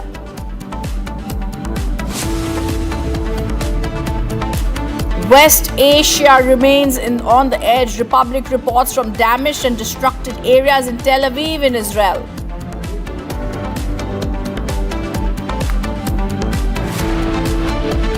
After multiple technical snags, Air India ordered to reduce flight operations by 30%.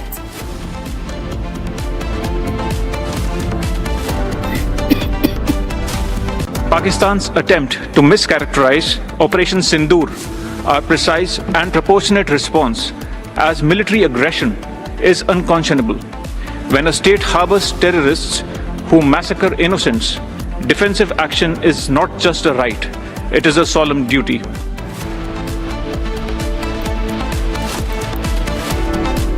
And Indian diplomat Kshitij Tyagi slammed Pakistan at UN Human Rights Council, says when a state harbors terrorists, defensive actions is not just a right but a solemn duty.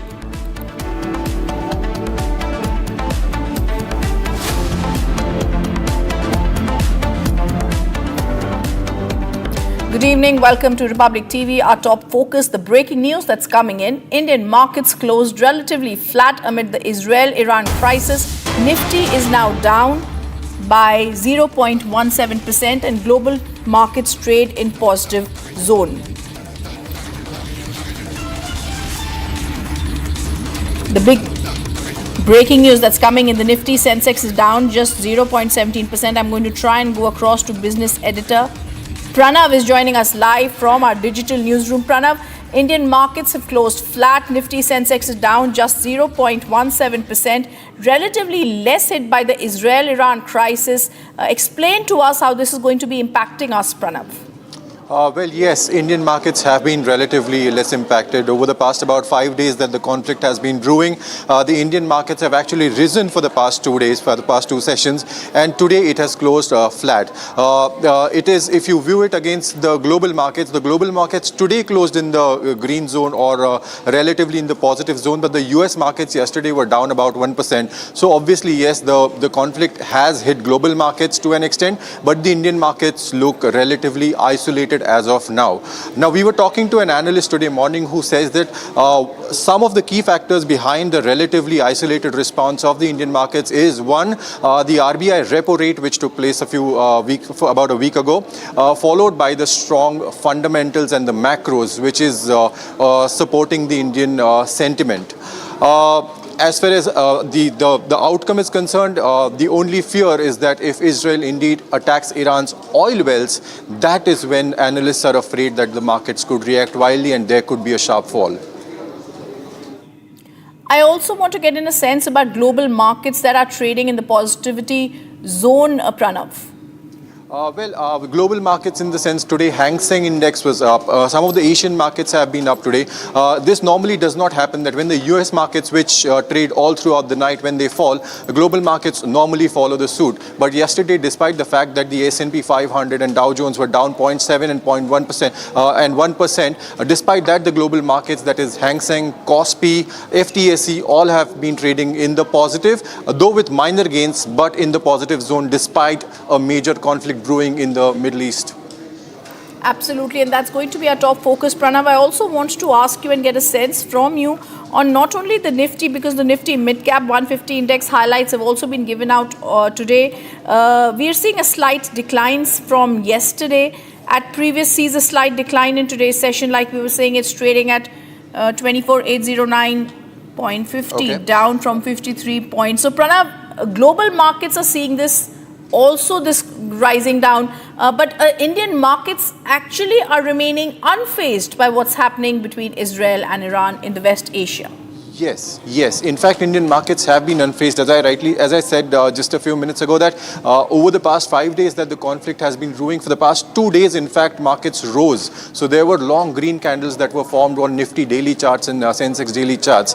As far as sectoral is concerned, defense stocks have been on a rise. Oil stocks again rose yesterday, but today they've again closed flat. So some sectors are seeing gain. Auto stocks today have in fact closed in positive. So sectorally, in fact, we are seeing that some sectors are gaining despite the conflict. Some sectors are obviously under pressure, because of which the markets are pulled down to the flat levels and not really rising today.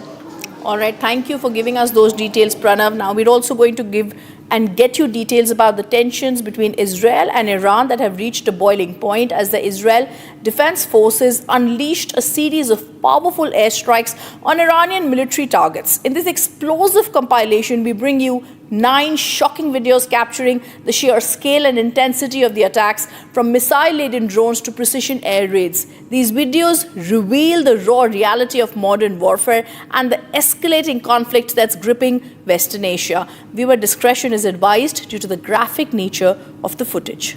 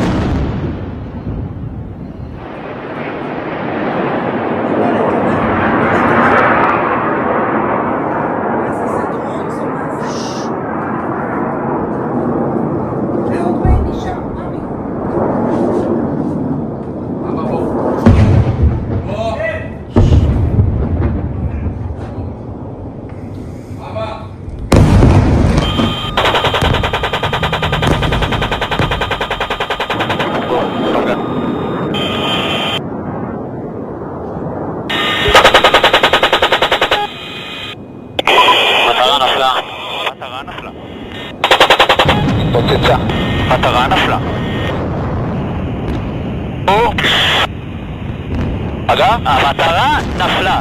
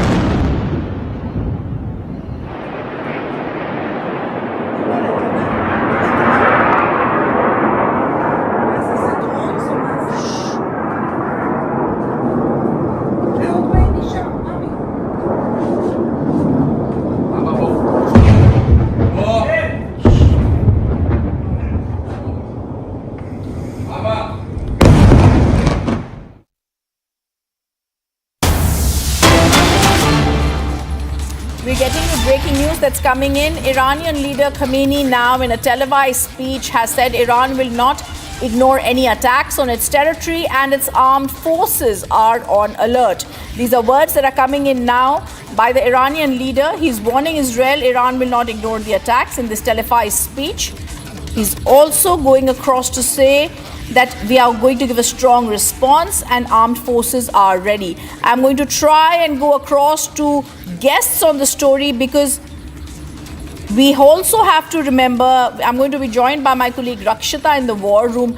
Rakshita, over the past week, as I come to you, a string of Israeli airstrikes have wiped out more than 20 senior military commanders of Iran, weakening the top brass of the Islamic Revolutionary Guard Corps. This also shows us that Iran's offensive has been Israel's offensive devastated Tehran's nuclear sites. Of course, we've seen a lot of response, but in the absence of experienced military leadership, how far is Khamenei really going to go? You have guests, several questions to be asked. One of them, this as India warns US of a strong response. Iran warns US of a strong response.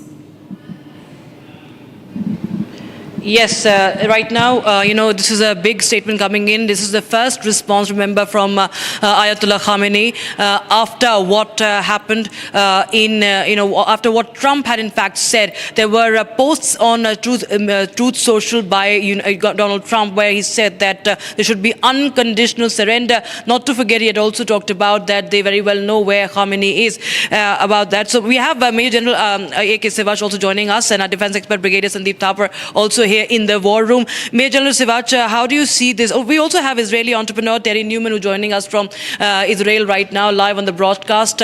And thank you, gentlemen, for joining us. So now this is Khamenei clearly saying that we will stand in face of imposed war just as we stand in face of imposed peace. It's a very interesting statement that has come in from Khamenei, and he remains defiant. He says that we are on alert, our defense forces are on alert.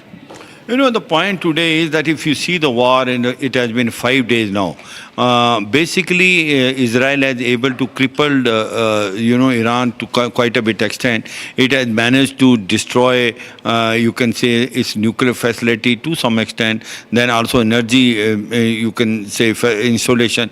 Main thing is that managed to kill the top military commander as well as the nuclear scientist. Now the question coming is that as on today, the combat power of Israel is far superior than Iran, and the airspace has been totally dominated by the Israeli Air Force.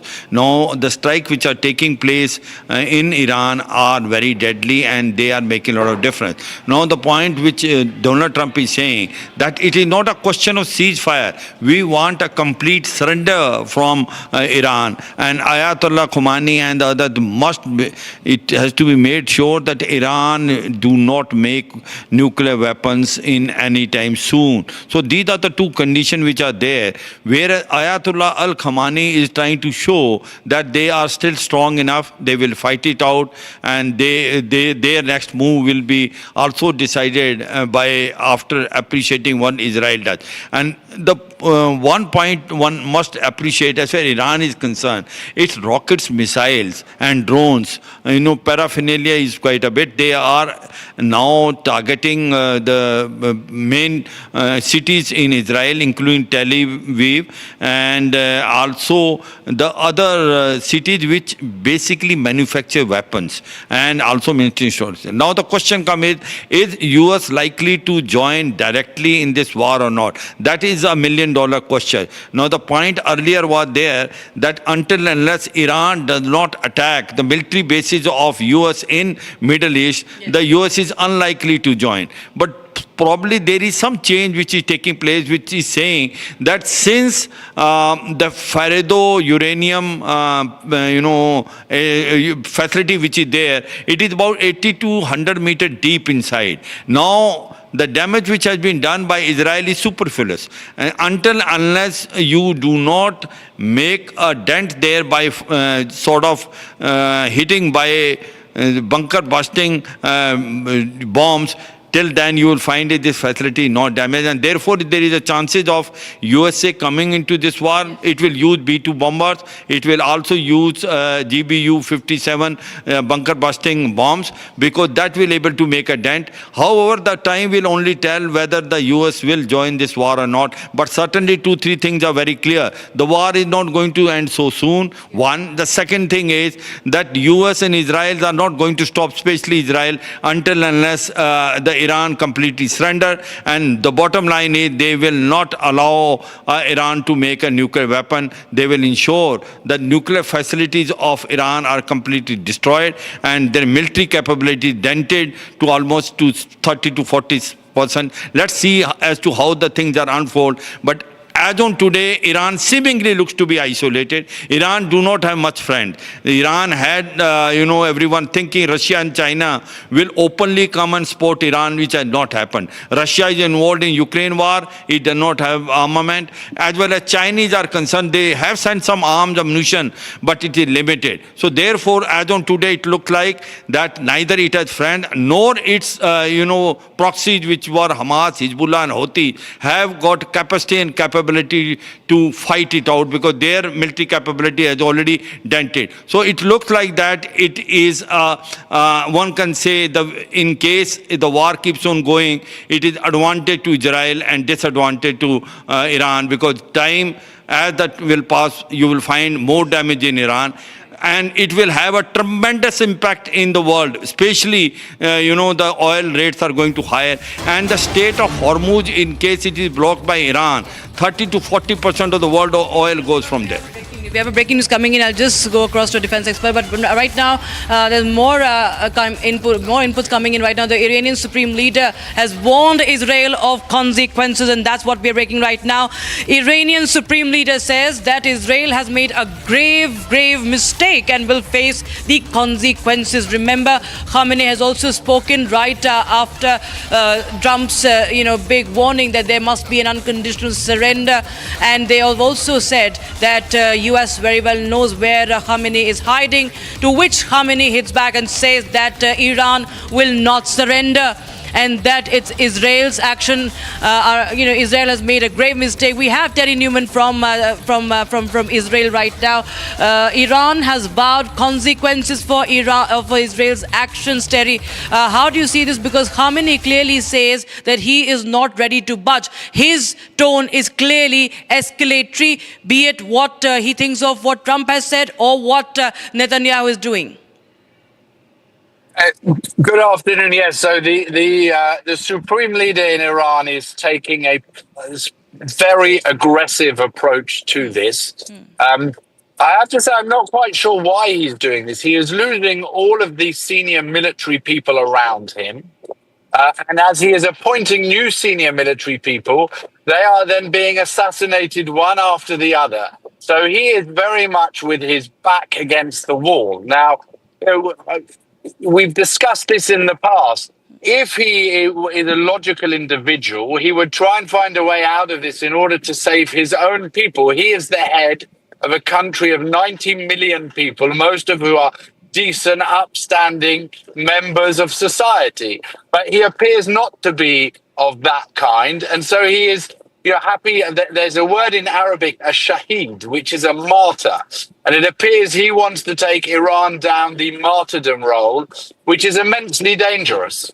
And so if we have here a leader who prefers death over life, it is absolutely essential that we remove any nuclear ambitions and any nuclear capabilities that have been developed so far.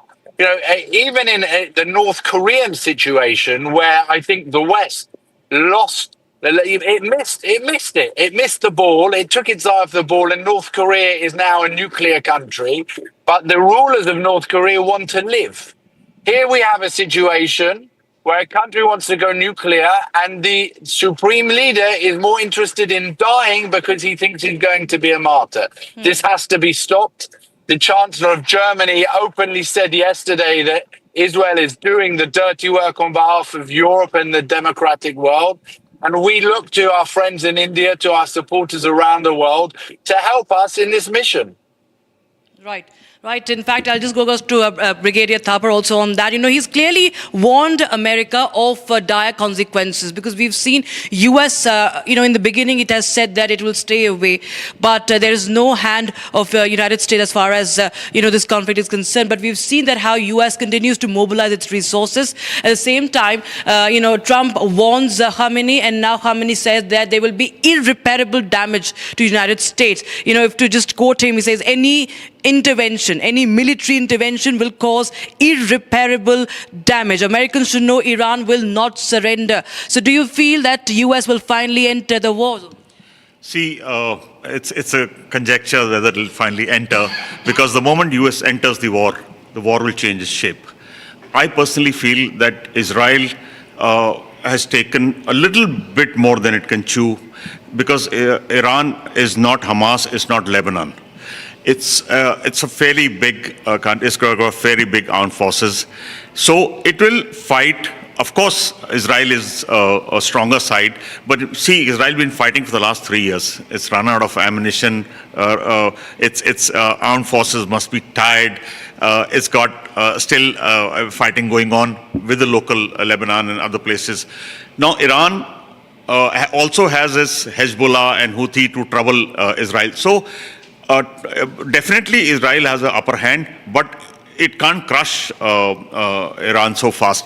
However, if the Americans enter, then it changes the... Now notice, now tie this up with Pakistan chief having lunch with Trump tomorrow, and Trump rushing back from the meeting.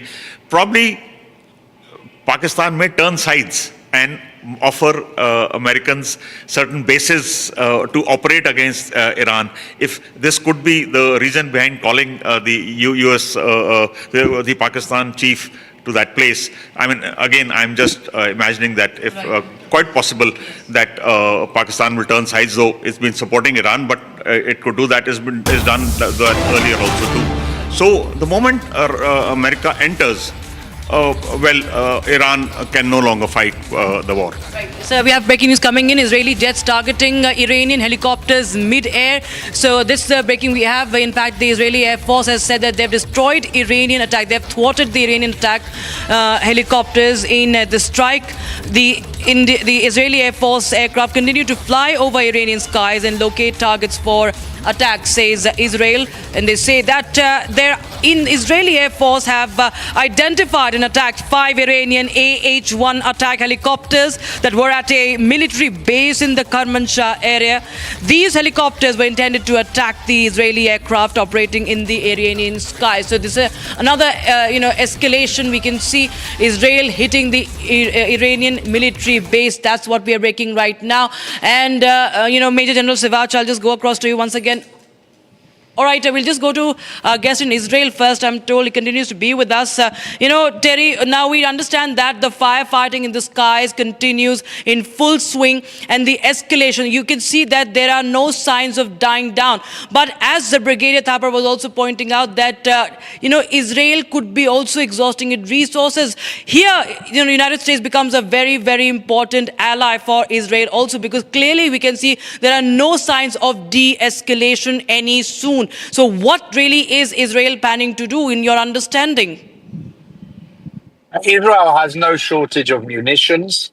And what you are actually seeing is more countries joining the Israeli side here. We had from the German Chancellor yesterday to the French President Macron saying he is now going to get actively involved in defending Israel from the Iranian ballistic missile attacks.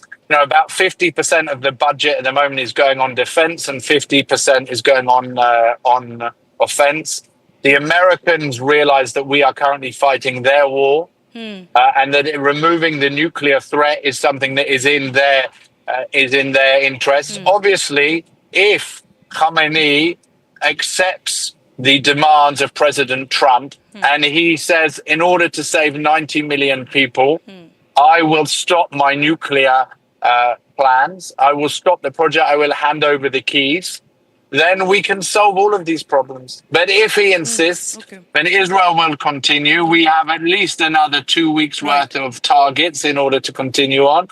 And you have seen that America are moving significant assets into the region, into the area, both from Europe and also from the Indian Ocean. Right. And we will do what needs to be done. This is a generational issue. And thank God we're doing it now before it's too late. Right, Terry. Thanks so much for joining us. In fact, we have limited time on this show, sir.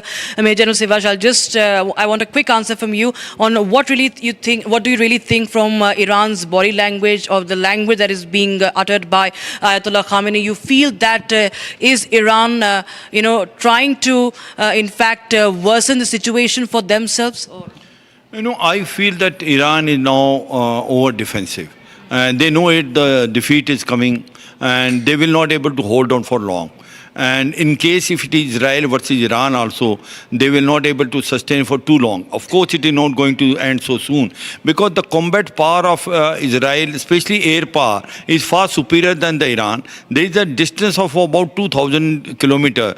The artillery, armor and infantry can't be used. Now the complete Iran airspace has been dominated by Israel. And in this case, you will find its military installation as well as its oil sector will be damaged to quite a bit extent. Of course, they will not able to damage their nuclear facility in Fordo, because it's about 80 to 100 meters, and for that they need a JBU bomber, which is supposed to be known as bunker busting bomb, which can be only used by B-2 bombers of US. But I certainly feel that US will think 10 times by jumping in this war, because there are plus and minus. The plus is that in case the US join it, then the war will finish it fast, and you will find the nuclear facilities of Iran being completely damaged. But the other side, the flip side is, you will find also Iran hitting the bases of America in Middle East, and it does not have the same air defense system what Israel has it. So you will find some damage taking place. 40 to 50,000 Americans are there, and there, once the America enter in the war, so will be the China and Russia, and then Iran will be also bold enough to block Strait of Hormuz, where the oil goes. So you will find it then the situation will become slightly complex. Whether US will enter this war or not is $1 million question. But certainly one thing is clear, that this war is not going to end so soon. It will take time, and it will take time in the sense, the longer the war goes, it is disadvantage to Iran, advantage to Israel, for the one reason that the combat air power of Israel is far superior than Iran. General Sivas, thanks so much, and Brigadier Thapar, thanks so much for joining us here in the war room, and Terry Newman also from Israel, thank you so much for joining us. In fact, we will also bring you what Khamenei has exactly said. He continues to speak live, but before that, we'll slip into a very, very short break. But all the updates coming in from West Asia only on Republic TV continues. Also on the show, on the other side, Justice Verma writes letter to former Chief Justice of India, refuses to step down. He remains defiant.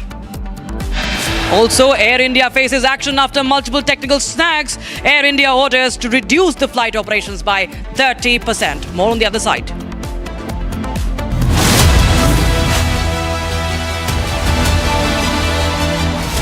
ये है secret recipe MDH का जीरा SIP जल जीरा मसाला।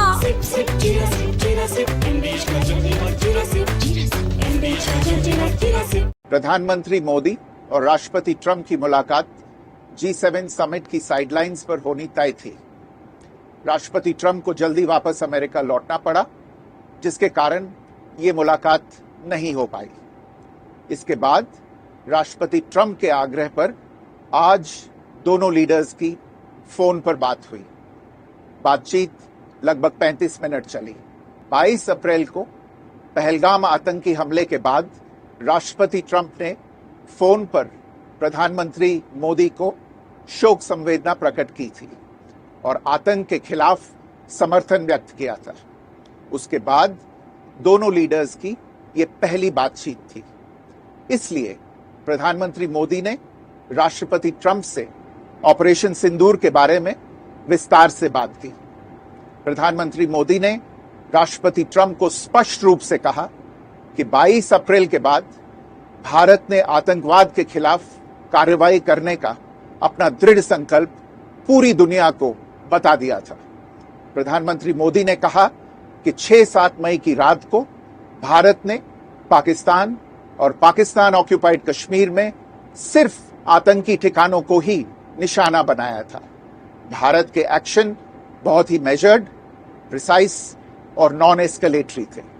साथ ही भारत ने यह भी स्पष्ट कर दिया था कि पाकिस्तान की गोली का जवाब भारत गोले से देगा। 9 मई की रात को उपराष्ट्रपति वैंस ने प्रधानमंत्री मोदी को फोन किया था। उपराष्ट्रपति वैंस ने कहा था कि पाकिस्तान भारत पर बड़ा हमला कर सकता है। प्रधानमंत्री मोदी ने उन्हें साफ शब्दों में बताया था कि यदि ऐसा होता है तो भारत पाकिस्तान को उससे भी बड़ा जवाब देगा। 9-10 मई की रात को पाकिस्तान के हमले का भारत ने बहुत सशक्त जवाब दिया और पाकिस्तान की सेना को बहुत नुकसान पहुंचाया, उसके मिलिट्री एयर बेसिस को इनऑपरेबल बना दिया। भारत के मुंहतोड़ जवाब के कारण पाकिस्तान को भारत से सैन्य कार्रवाई रोकने का आग्रह करना पड़ा। प्रधानमंत्री मोदी ने राष्ट्रपति ट्रंप को स्पष्ट रूप से कहा कि इस पूरे घटनाक्रम के दौरान कभी भी किसी भी स्तर पर भारत अमेरिका ट्रेड डील या अमेरिका द्वारा भारत और पाकिस्तान के बीच मध्यस्थता जैसे विषयों पर बात नहीं हुई थी। सैन्य कार्रवाई रोकने की बात सीधे भारत और पाकिस्तान के बीच दोनों सेनाओं की एग्जिस्टिंग चैनल्स के माध्यम से हुई थी और पाकिस्तान के ही आग्रह पर हुई थी। प्रधानमंत्री मोदी ने जोर देकर कहा कि भारत ने न तो कभी मध्यस्थता स्वीकार की थी, न करता है और न ही कभी करेगा। इस विषय पर भारत में पूर्ण रूप से राजनीतिक एकमत है। राष्ट्रपति ट्रंप ने प्रधानमंत्री द्वारा विस्तार में बताई गई बातों को समझा और आतंकवाद के खिलाफ भारत की लड़ाई के प्रति समर्थन व्यक्त किया। प्रधानमंत्री मोदी ने यह भी कहा कि भारत अब आतंकवाद को प्रॉक्सी वॉर नहीं, युद्ध के रूप में ही देखता है और भारत का ऑपरेशन सिंदूर अब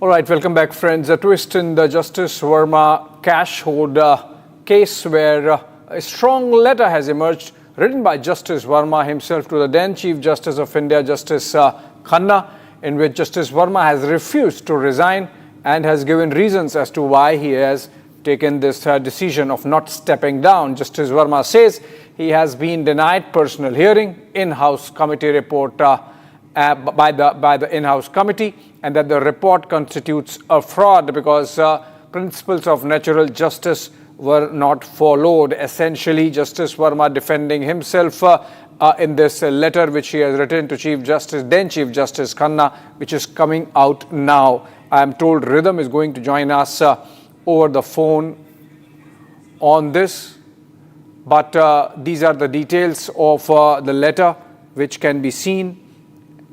And this is very clear that Justice Verma has taken a defiant posture and is saying that principles of natural justice were not followed. Rhythm joins us, our executive editor, legal affairs, over the phone. Rhythm, A, when was this letter written?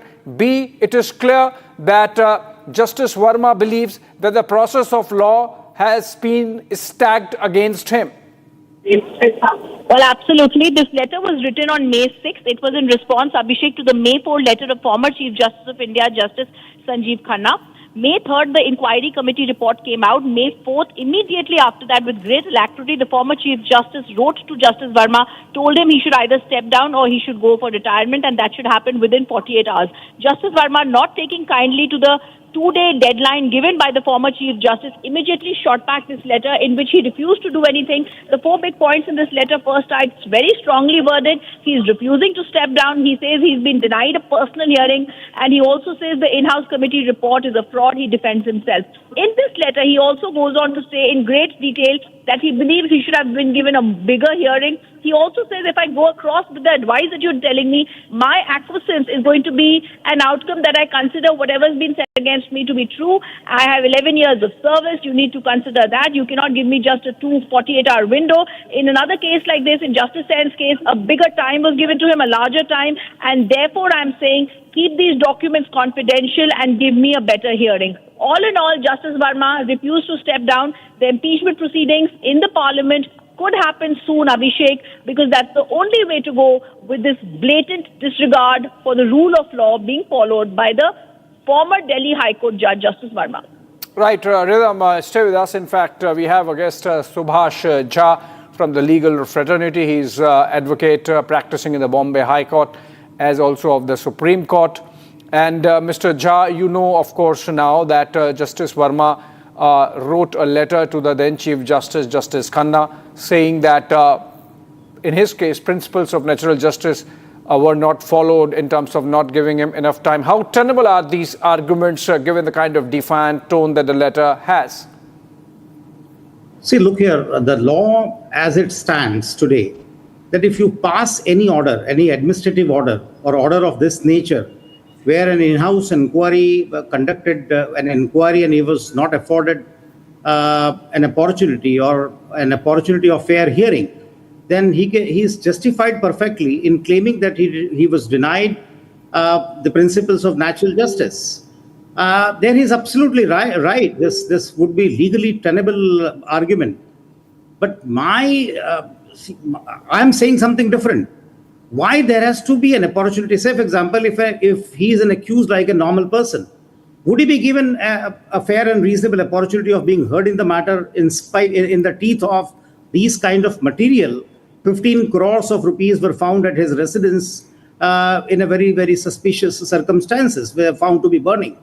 So therefore, in my assessment, the government of India has to give a complete relook to the issue. This is not a solitary case of cash being found at the residence of one A judge or B judge or C judge.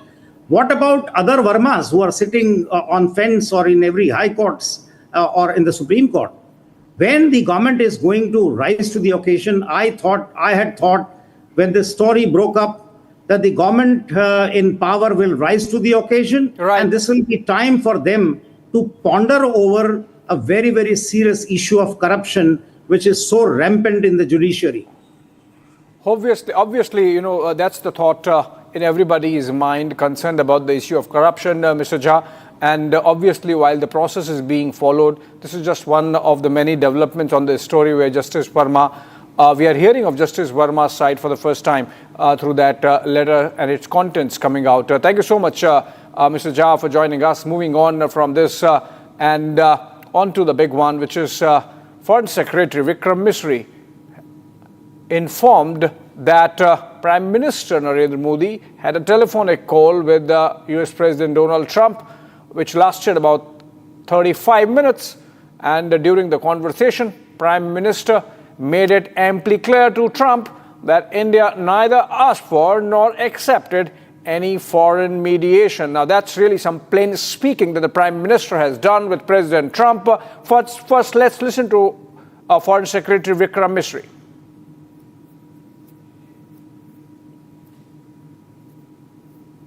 प्रधानमंत्री मोदी ने राष्ट्रपति Trump से operation सिंदूर के बारे में विस्तार से बात की।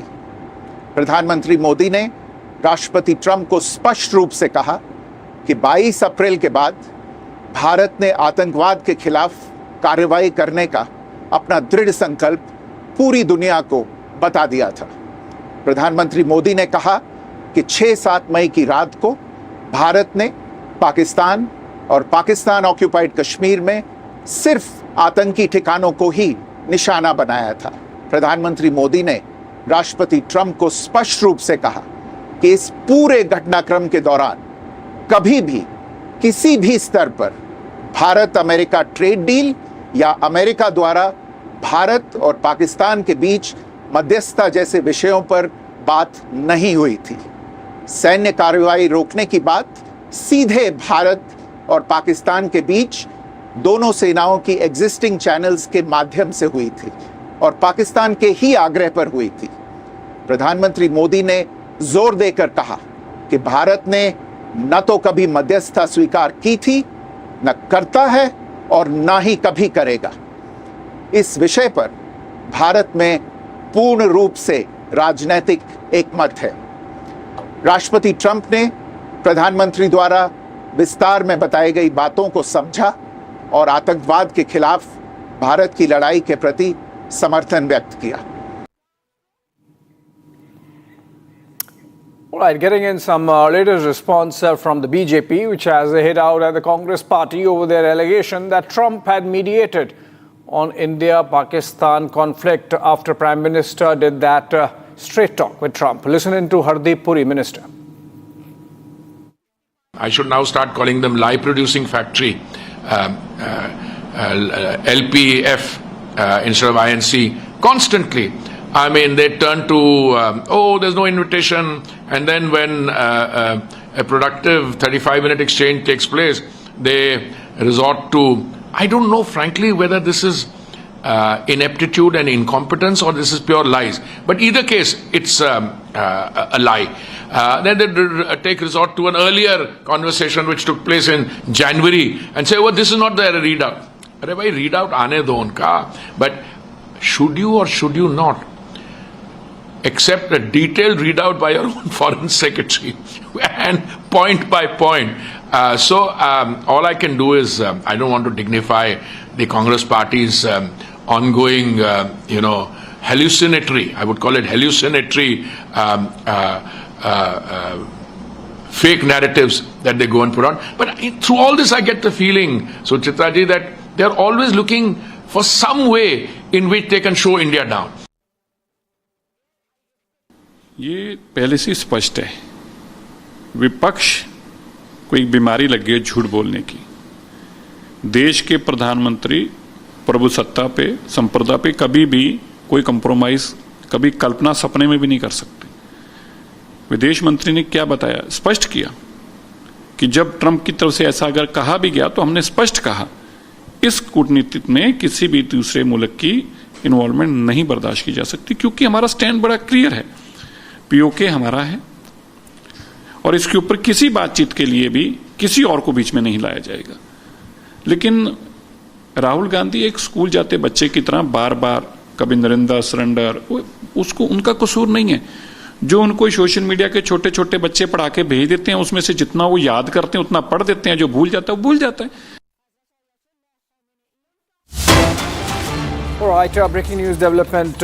Israel's Prime Minister Benjamin Netanyahu has released another message, a strong one, attacking Iran, saying that Iran must not be allowed to acquire nuclear weapons. He has called Tehran the world's most dangerous regime and added that Israel will do whatever it takes to prevent it from gaining what he called the world's most dangerous weapon.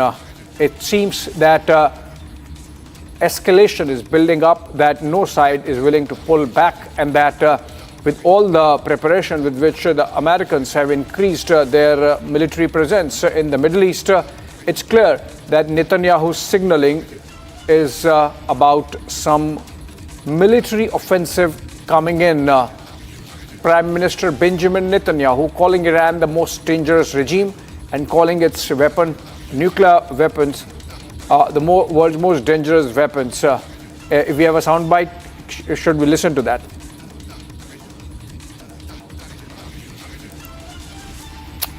All right, moving on. In fact, there is a rebuttal coming in with Iran's ambassador to the United Nations in Geneva, who has hit back, saying whatever Israel is doing, it's doing with US intelligence support.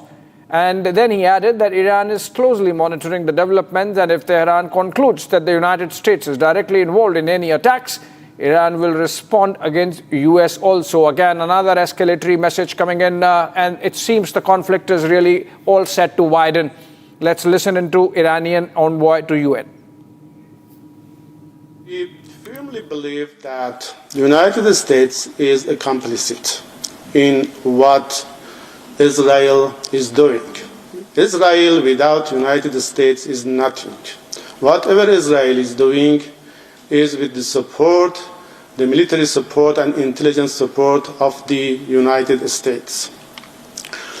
And we are totally ready to give appropriate response to any development. We will follow the developments, we will follow the actions of the United States, and at any time, at any point, if we come to the conclusion that the United States is directly involved in attacks against Iran, we will start responding to the United States. Tensions between Israel and Iran have reached a boiling point, as can be seen, and the Israeli Defense Forces have unleashed a series of powerful airstrikes on Iranian military targets. In this explosive compilation, we bring to you 9 shocking videos capturing the sheer scale and intensity of the attacks. Take a look.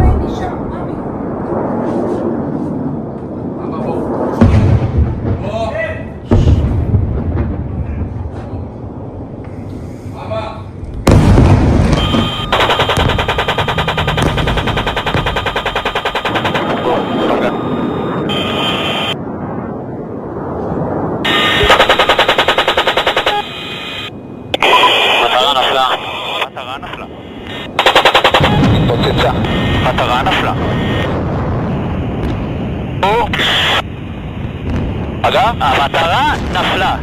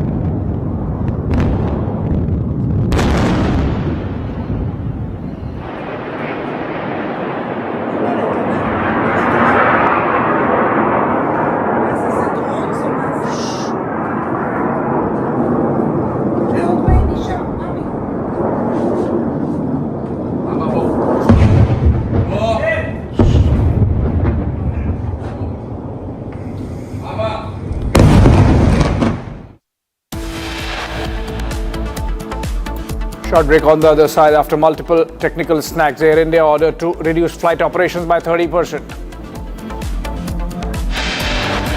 Indian diplomat Kshitij Tyagi slams Pakistan at the UN Human Rights Council. Says when a state harbors terrorists, defensive action is not just a right, but a solemn duty.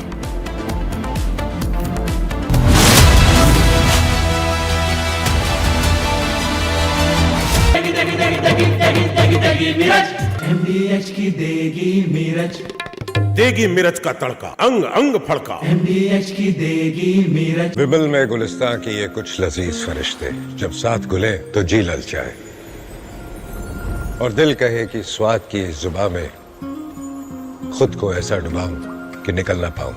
विमल की जुबान कुछ है ही ऐसी, मानते हैं ना? विमल, बोलो जुबान Kesari. The Iran-Israel conflict has flared up in earnest. What we saw initially was the good cop, bad cop routine in which the United States was playing the good cop by engaging Iran in talks, and all the while Israel was giving threats of taking military action, strong military action to destroy the nascent Iranian nuclear capability. In fact, this good cop, bad cop routine was used to achieve surprise.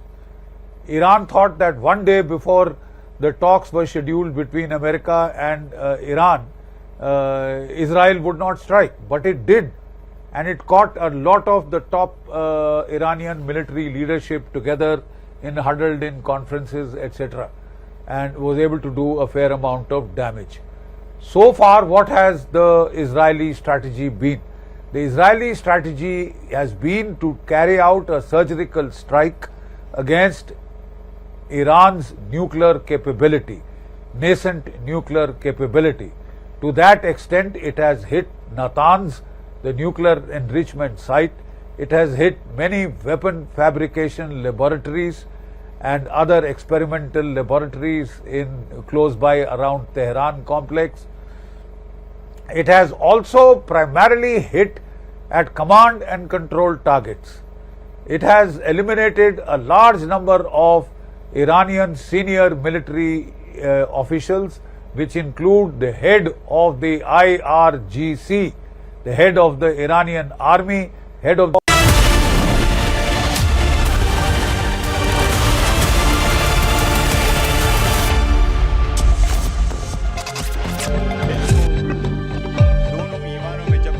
A stunning admission has rocked the Pakistani parliament. A sitting MP has praised Uttar Pradesh's economy, saying it's in better shape than Pakistan's entire nation.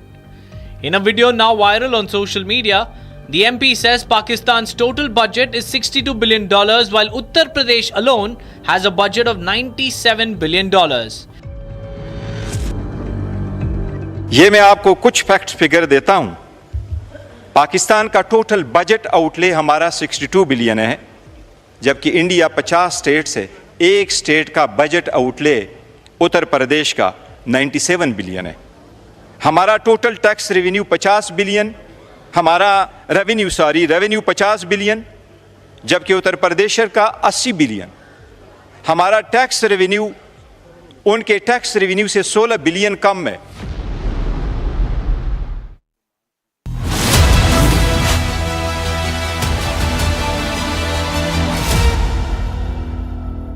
Secret recipe MDH का जीरा SIP जल जीरा मसाला।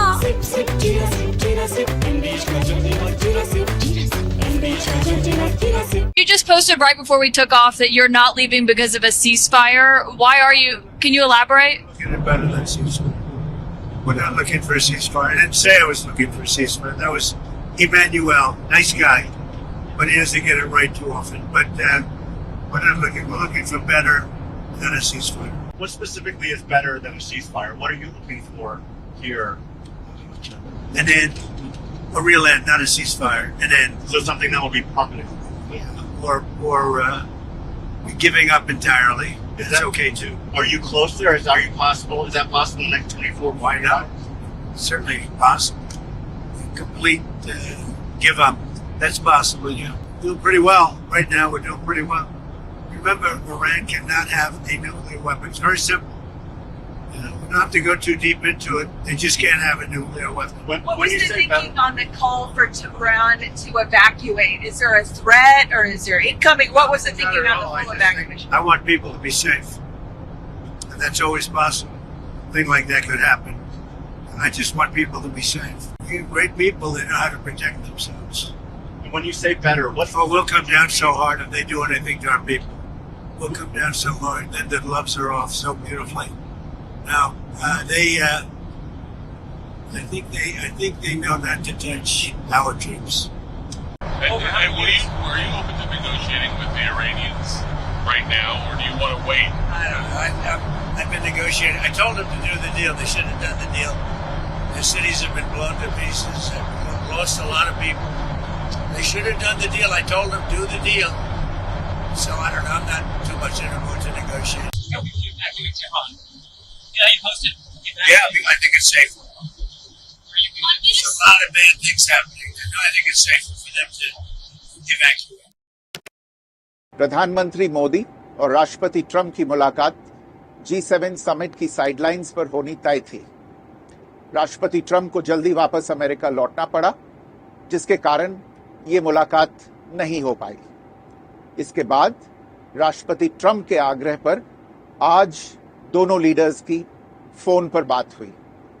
बातचीत लगभग 35 minute चली। 22 अप्रैल को पहलगाम आतंकी हमले के बाद राष्ट्रपति ट्रंप ने फोन पर प्रधानमंत्री मोदी को शोक संवेदना प्रकट की थी और आतंक के खिलाफ समर्थन व्यक्त किया था। उसके बाद दोनों लीडर्स की ये पहली बातचीत थी। इसलिए प्रधानमंत्री मोदी ने राष्ट्रपति ट्रंप से ऑपरेशन सिंदूर के बारे में विस्तार से बात की। प्रधानमंत्री मोदी ने राष्ट्रपति ट्रंप को स्पष्ट रूप से कहा कि 22 अप्रैल के बाद भारत ने आतंकवाद के खिलाफ कार्रवाई करने का अपना दृढ़ संकल्प पूरी दुनिया को बता दिया था।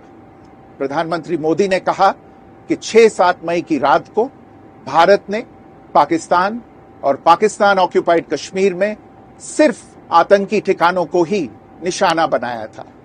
भारत के एक्शन बहुत ही मेजर्ड, प्रिसाइज और नॉन एस्केलेटरी थे। साथ ही भारत ने यह भी स्पष्ट कर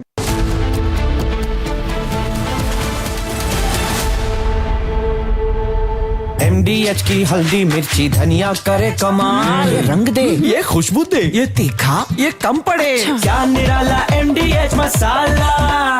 विमल में गुलिस्तां के ये कुछ लजीज फरिश्ते जब साथ घुले तो जी ललचाए और दिल कहे कि स्वाद की जुबान में खुद को ऐसे डुबाऊं कि निकल ना पाऊं। विमल की जुबान कुछ है ही ऐसी, मानते हैं? विमल, बोलो जुबान कैसी?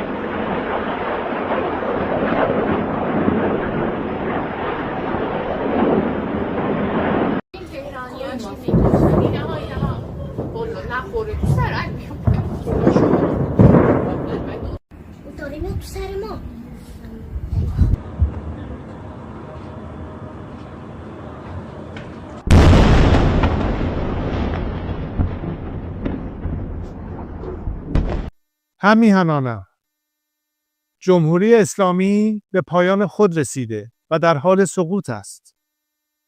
خامنه‌ای همچون موشی هراسان زیر زمین پنهان شده و کنترل اوضاع را از دست داده است. آنچه آغاز شده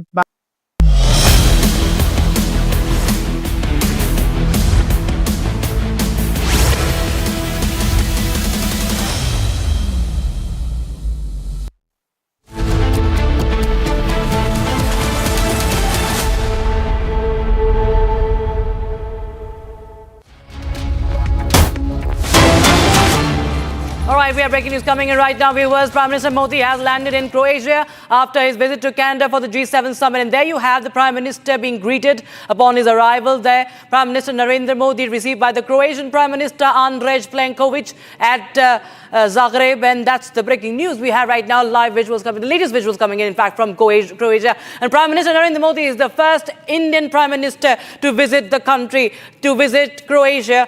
And it's a historic visit to Croatia, of course. The first time an Indian Prime Minister has visited the Balkan nation. And of course, he will be holding talks with the Croatian President Zoran Milanovic as well, and Prime Minister Andrej Plenković. Senior Executive Editor Abhishek Kapoor joins us live in the broadcast from Abhishek. Of course, it's a historic visit to Croatia. Tell us more about the significance of this visit. The significance, of course, is about the first time in the history of Croatia an Indian Prime Minister is visiting. From its earlier, of course, it was part of the Yugoslav Republic, but it became independent in 1991. And so if you look at it, about 35 years in its independent history, and no Indian Prime Minister has visited. So Prime Minister Modi, like he has done in so many geographies, so many countries, becoming the first Prime Minister visiting for the first time in 3 decades, 4 decades, like he did in the case of Cyprus, visiting for the first time, 25. So that's significance number one. Significance number two, it's a European country, part of the European Union, it's part of the Eurozone, it's part of the Schengen area, it's part of the NATO, and for all these, memberships and alliances, India's presence has to be there and was not there at this top level, so that gap is plugged. So that's significance number. And significance number three, of course, is that in the geopolitical churn we are seeing in the present with the war in Europe, with the war in the Middle East, I think engaging with this important geography gains that much more importance. So Prime Minister, even if it's for a few hours, Croatia, in fact, that Prime Minister being the airport itself also underscores that seriously and giving due importance. The fact that Croatia was part of the former Yugoslav Republic, and so the people ties are significant from past. The fact that there is a university fact in the capital of Croatia has an independent department of Indology, so that cultural presence is there. And of course, the fact that India is astutely building an alternate to Chinese BRI with, of course, like-minded, which is in the Middle East, Europe, so the fact that the geography there it abuts the Adriatic Sea and Slovenia and all those things taken. Right. Right, Abhishek, thank you so much for joining us. With details coming in on that story. Those are the latest visuals coming in from Croatia. The Prime Minister, of course, is the first Indian Prime Minister to visit this European country. Remember, it's very important as far as this visit is concerned. Croatia, of course, is an EU and a NATO member, key European partner for India in a changing global security landscape. And of course, there are going to be bilateral talks and agreements, and there's a lot of investment as far as Croatia is concerned. So strengthening of bilateral ties and focus on trade, technology and cultural exchange will also be on agenda.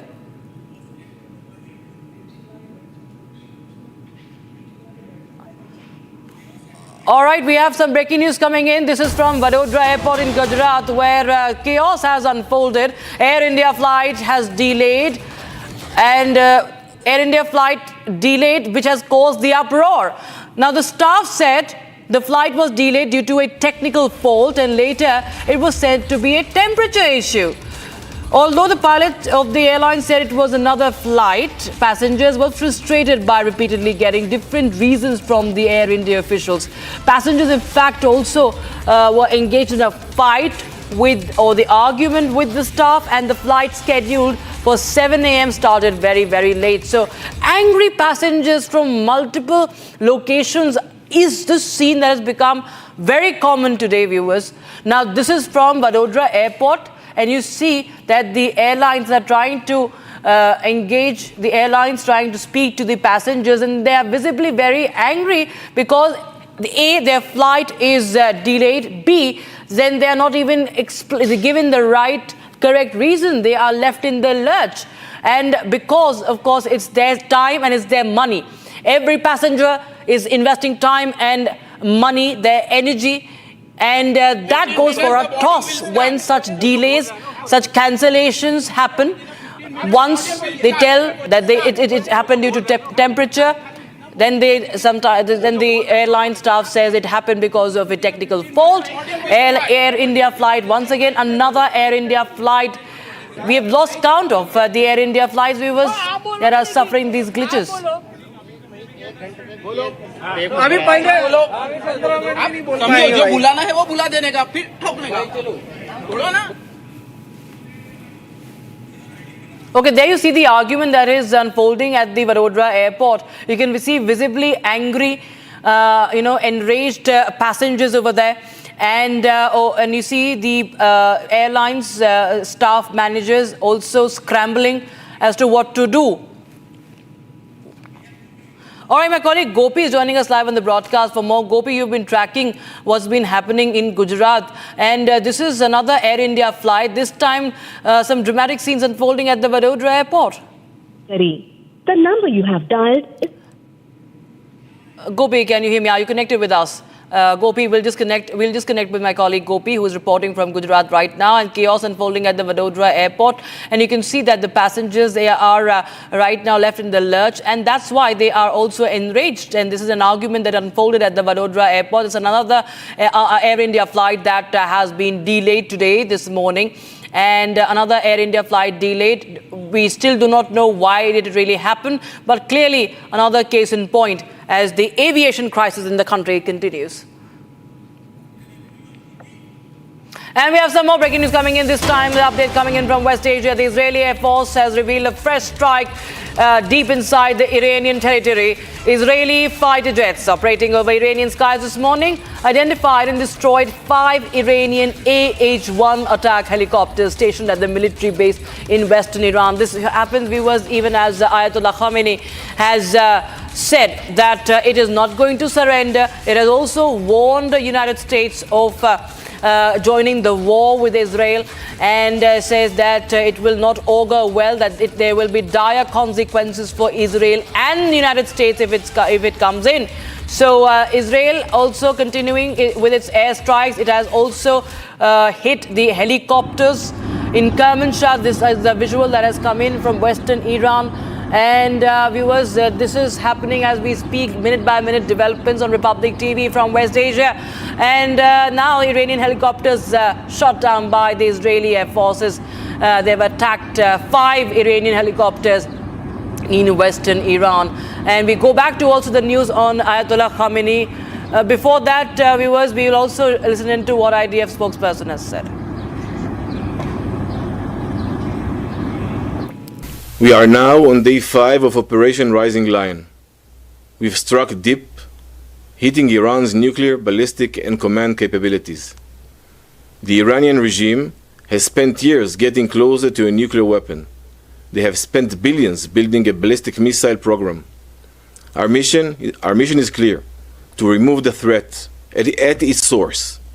Last night, the IDF eliminated Ali Shamadani, the regime's wartime chief of general staff.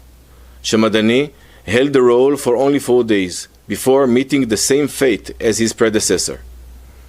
This mission was based on real-time and emerging intelligence.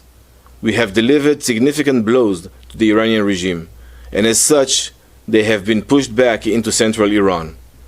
They are now focusing their efforts on conducting missile fire from the area of Isfahan. We are aiming at military targets. They are attacking civilian homes. The IDF will continue to operate with precision, strength, and resolve to ensure the safety of the people of Israel. Israel faces threats on many fronts. While we are working to remove threats from Iran, we are still fighting their proxy, Hamas, in Gaza, who is still holding 53 of our hostages in brutal conditions. We will not rest until they are returned home. Thank you very much. And meanwhile, viewers, it's a massive aerial operation this morning that has been conducted by Israel, and nearly 25 fighter jets carried out coordinated strikes on over 40 missile-related sites linked to the Iranian regime. The targets included missile storage facilities and military operatives preparing threats against Israel. And the strike comes as tensions between Tehran and Jerusalem continues to escalate, viewers. So 25 fighter jets striking more than 40 Iranian missile sites, viewers. And of course, the war of words also in full swing. And we've seen how Donald Trump had also spoken about, he had posted on social media, as he said that we all know that the United States knows where Ayatollah Khamenei is hiding. We're not going to take him for now. We're not going to take him out for now, he said. Also, his next post was plain and simple: unconditional surrender. That's what he had written. To which now Khamenei has said that Israel will be punished, that it will not stop, that nobody can stop Israel, that nobody can stop Iran, says Ayatollah Khamenei. He also warns Donald Trump. He hits back at Donald Trump, saying that the United States will have to pay if it comes in. And we have my colleague Nick joining us live in the broadcast for more. Nick, well, as we continue to track Israeli operations also and what Iran is doing in its strikes in Israel, the latest update we have is that Ayatollah Khamenei has made it very clear that he's not going to budge. His tone was escalatory, and he has also hit back at the United States now. Yes, that's right. But this is our just words. I think that Iran wants this war to end because they understand they don't have enough capabilities even to withstand Israel for a long term, because now Israel controlling the airspace of Iran, and also Israel has much more power to destroy very sensitive places that Iran was developing there, the nuclear weapons, and also Israel can target almost any military leader of Iran and even they can target the leadership of Iran. They don't do it yet, but yet Khamenei can be the next target. And the Minister of Defense of Israel already said it, that if Khamenei will continue, maybe his fate will be like this of Saddam Hussein. That's why I think Iran talking about that they are strong, but actually they're really weak. And if the United States will join this war, it maybe can be the end of the Islamic revolutionary regime that took the power in Iran in 1979. And actually, before that, Israel and Iran were good friends. And just because of this regime with Khamenei, everything has been changed. Absolutely. In fact, just on with us, we have we'll just play that bite out once again. The Iranian Supreme Leader Ayatollah Khamenei said that Israel has made a grave mistake and it will face the consequences. And not to forget how it also has said that the United States will also be targeted and it will have to bear the consequences. Listening to Ayatollah Khamenei. So Iranian Supreme Leader warning Israel of consequences and the United States as well. Because remember, Donald Trump has said that there should be an unconditional surrender. Now remember that US has been a long-time ally of Israel and it has also mobilized its resources. If we talk about the US Navy or if we talk about the United States Air Force, and it is there to protect. It wants to protect, of course, its own air bases. And Iran had said that whoever, just to put it in context, viewers, whoever tries to come in or help Israel, we will attack. We will attack UK, France or United States air bases. We will attack United States. Meanwhile, viewers, Iranian ambassador to UN in Geneva has also issued a sharp warning saying that whatever Israel is doing, it's doing with US intel support. And they also said that Iran is closely monitoring the developments, and if Tehran concludes that the US is directly involved in any attack, Iran is going to respond to the United States.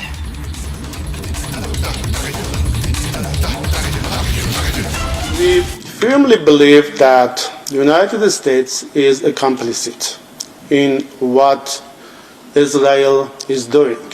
Israel without the United States is nothing. Whatever Israel is doing is with the support, the military support and intelligence support of the United States. And we are totally ready to give appropriate response to any development. We will follow the developments, we will follow the actions of the United States, and at any time, at any point, if we come to the conclusion that the United States is directly involved in attacks against Iran, we will start responding to the United States. All right, viewers. So there you have. My colleague Nick continues to join us from Tel Aviv. Now, Nick, we clearly heard what the Iranians are saying. They say that they continue to try and say that if United States, if United States is involved in any which way, it vows to hit back at United States. This is clear escalation, and it could spiral into even a more dangerous conflict. Yes, that's right, because Russia and China can also maybe join this war and it could become a global conflict. But nobody wants it really. And that's why this conflict should stay regional and it should be concluded soon. Actually, Israel already is going to relieve the emergency situation in most of the country in the coming hours. And maybe this is the first sign that this war is maybe de-escalating. And Israel already trying to say that we reached most of our targets, which was to eliminate as much as possible of the nuclear capabilities of Iran. And to finish this war and to finish this job, just the United States can do that, but not sure that they will want actually to join the war. And that's why now it's better probably to Israel to end it before it will be a war of attrition, which will be really bad for the economy, for the people. After more than 1.5 years of constant war against Gaza after the 7th of October. Actually, Israel already now in a situation that it is in the middle of the worst war it ever had, the longest one, even longer than the War of Independence in the 48, when the country just established. And that's why it's better for Israel to end it soon. Nick Colleton, thanks so much for joining us from Israel. We, of course, keep a close eye on what's happening on ground zero as well. We have some more breaking news coming in. Now, Indian students who were stuck in war-torn Iran are now being flown from Armenia to New Delhi, and they are currently on the way. What we know is that this is the first flight, I understand, Indian students evacuating from Iran. There you have, there are students from across the country, from Jammu and Kashmir to Uttar Pradesh. There are students from many states of India that was stranded there, but the embassy facilitating the evacuation of these Indian students, hundreds of Indian students there studying, pursuing medical studies and other courses. And there you have them boarding the train, boarding the flight from Iran, and I think it's from Armenia. And that's the breaking news we are getting in right now. Indian students being evacuated, and they are being flown from Armenia because they were shifted to Armenia, and now they are taking a flight from Armenia to New Delhi. Meanwhile, viewers, few students in Tehran University of Medical Sciences still remain stuck. They're waiting for evacuation too. Take a look.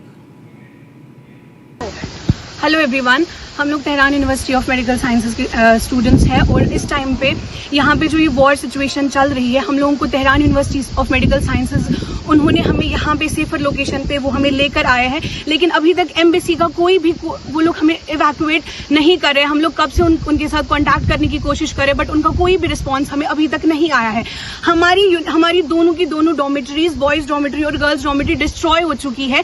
हम लोग अभी traumatise situation में है। हम लोग बहुत time से, पिछले 5 दिनों से हम लोग एक्सप्लोजन्स पे एक्सप्लोजन्स देखे जा रहे हैं। रातों को हम लोगों को नींद नहीं आती है, रातों को पूरी फुल नाइट हम लोगों को ऊपर से एक्सप्लोजन्स होते रहते हैं। हम लोग लिटरली बिल्कुल भी सो नहीं पाए। हम लोगों को बहुत ट्रॉमेटाइज्ड इस टाइम पे सिचुएशन है।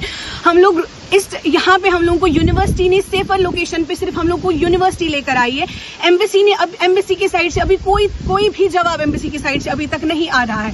प्लीज हम लोग आप लोगों से रिक्वेस्ट करें कि प्लीज फॉर गॉड सेक हमें यहाँ से इवैक्यूएट करने की, प्लीज हम इवैक्यूएट करें यहाँ से। हम लोग यहाँ पे इतनी सारी प्रॉब्लम्स हमें हो रही है, वो प्रॉब्लम्स देखेगा कौन? Israel wants US to enter. Trump threatens Ayatollah. Is the conflict of West Asia ready for a third entrant? Day 6 of escalation, regime change operation in motion, debating tonight at 9 p.m. दादी के हाथों का जादू और खुशबू से महकता घर, माँ की मुस्कुराहट और खाने की सुगंध। MDH गरम मसाला, क्योंकि हर रिश्ता है स्वाद से जुड़ा। प्रधानमंत्री मोदी और राष्ट्रपति ट्रंप की मुलाकात G7 समिट की साइडलाइंस पर होनी तय थी। राष्ट्रपति ट्रंप को जल्दी वापस अमेरिका लौटना पड़ा, जिसके कारण ये मुलाकात नहीं हो पाई। इसके बाद राष्ट्रपति ट्रंप के आग्रह पर आज दोनों लीडर्स की फोन पर बात हुई। बातचीत लगभग 35 मिनट चली। 22 अप्रैल को पहलगाम आतंकी हमले के बाद राष्ट्रपति ट्रंप ने फोन पर प्रधानमंत्री मोदी को शोक संवेदना प्रकट की थी और आतंक के खिलाफ समर्थन व्यक्त किया था। उसके बाद दोनों लीडर्स की ये पहली बातचीत थी। इसलिए प्रधानमंत्री मोदी ने राष्ट्रपति ट्रंप से ऑपरेशन सिंदूर के बारे में विस्तार से बात की। प्रधानमंत्री मोदी ने राष्ट्रपति ट्रंप को स्पष्ट रूप से कहा कि 22 अप्रैल के बाद भारत ने आतंकवाद के खिलाफ कार्रवाई करने का अपना दृढ़ संकल्प पूरी दुनिया को बता दिया था। प्रधानमंत्री मोदी ने कहा कि 6-7 मई की रात को भारत ने पाकिस्तान और पाकिस्तान ऑक्यूपाइड कश्मीर में सिर्फ आतंकी ठिकानों को ही निशाना बनाया था। भारत के एक्शन बहुत ही मेजर्ड, प्रिसाइज और नॉन एस्केलेटरी थे। साथ ही भारत ने यह भी स्पष्ट कर दिया था कि पाकिस्तान की गोली का जवाब भारत गोले से देगा।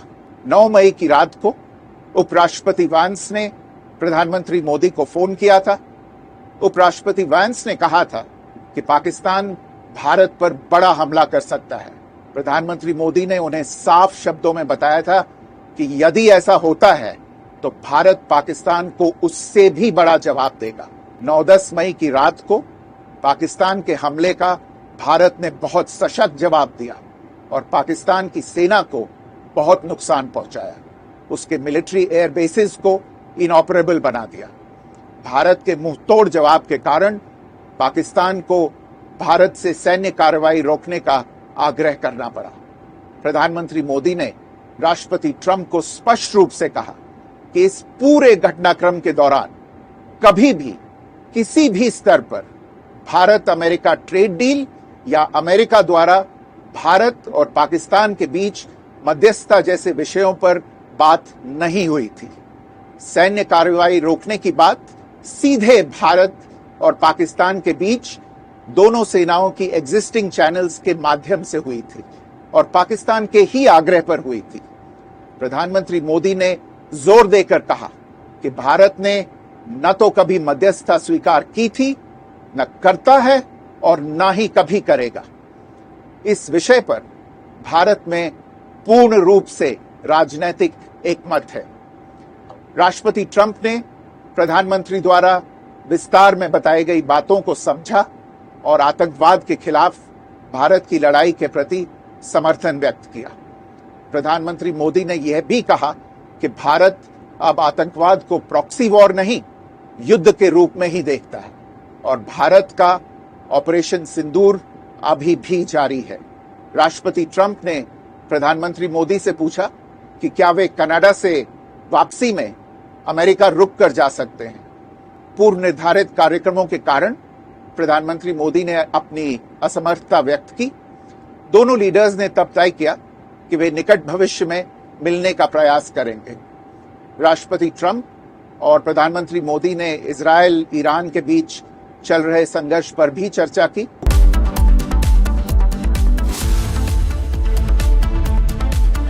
आधे बाउल दही में 4 चम्मच MDH चटनी पुदीना मसाला डाला, स्टर करो, पुदीना चटनी तैयार। MDH चटनी पुदीना मसाला।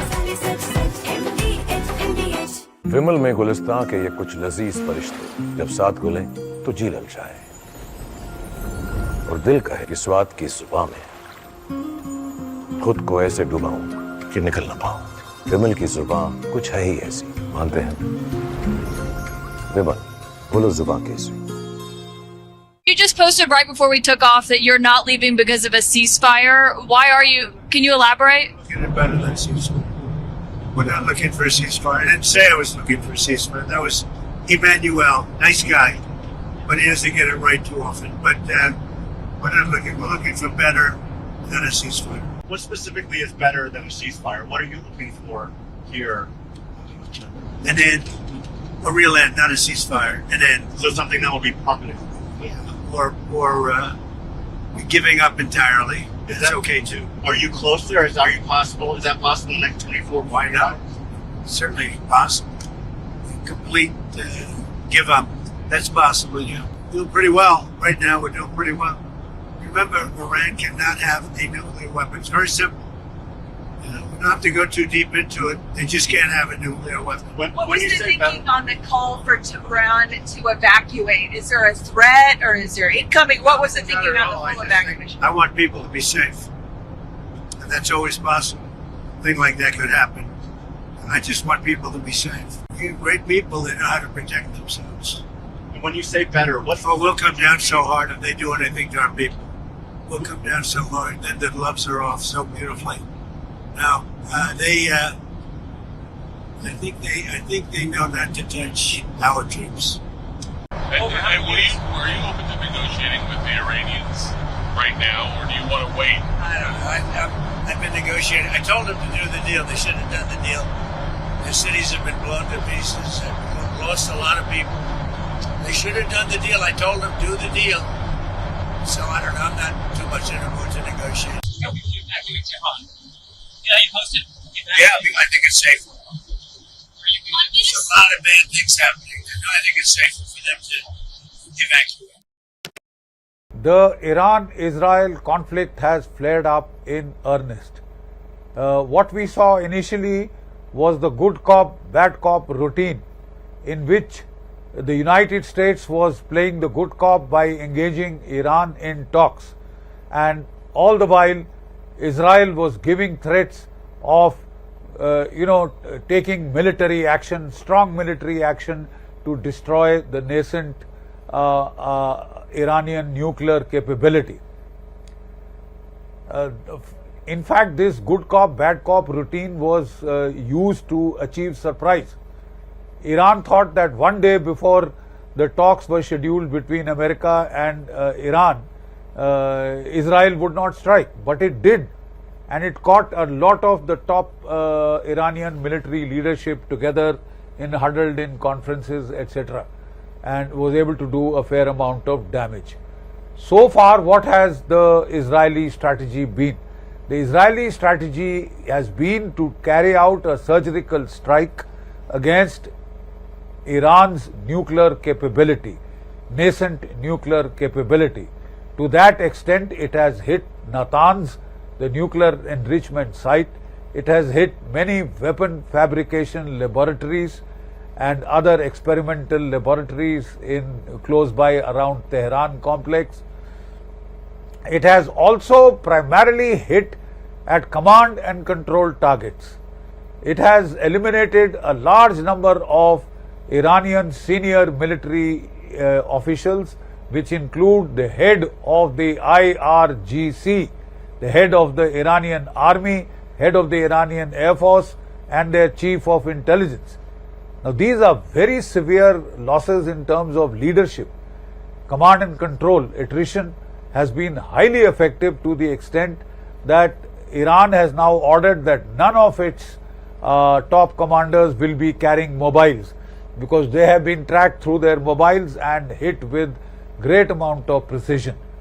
To start with, the Israelis had... Israel wants US to enter. Trump threatens Ayatollah.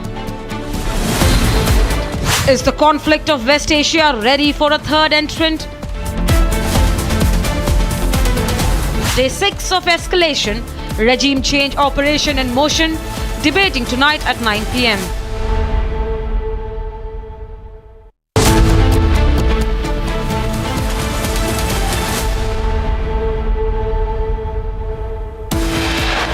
Anytime, at any point, if we come to the conclusion that United States is directly involved in attacks against Iran, we will start responding to United States. Iran's ambassador to the United Nations in Geneva says if US intervenes, Iran will respond. Fresh footage from Israel-Iran conflict show the elimination of terrorist cell in Jabalia. West Asia remains on the edge. Republic reports from damaged, destructed areas in Tel Aviv.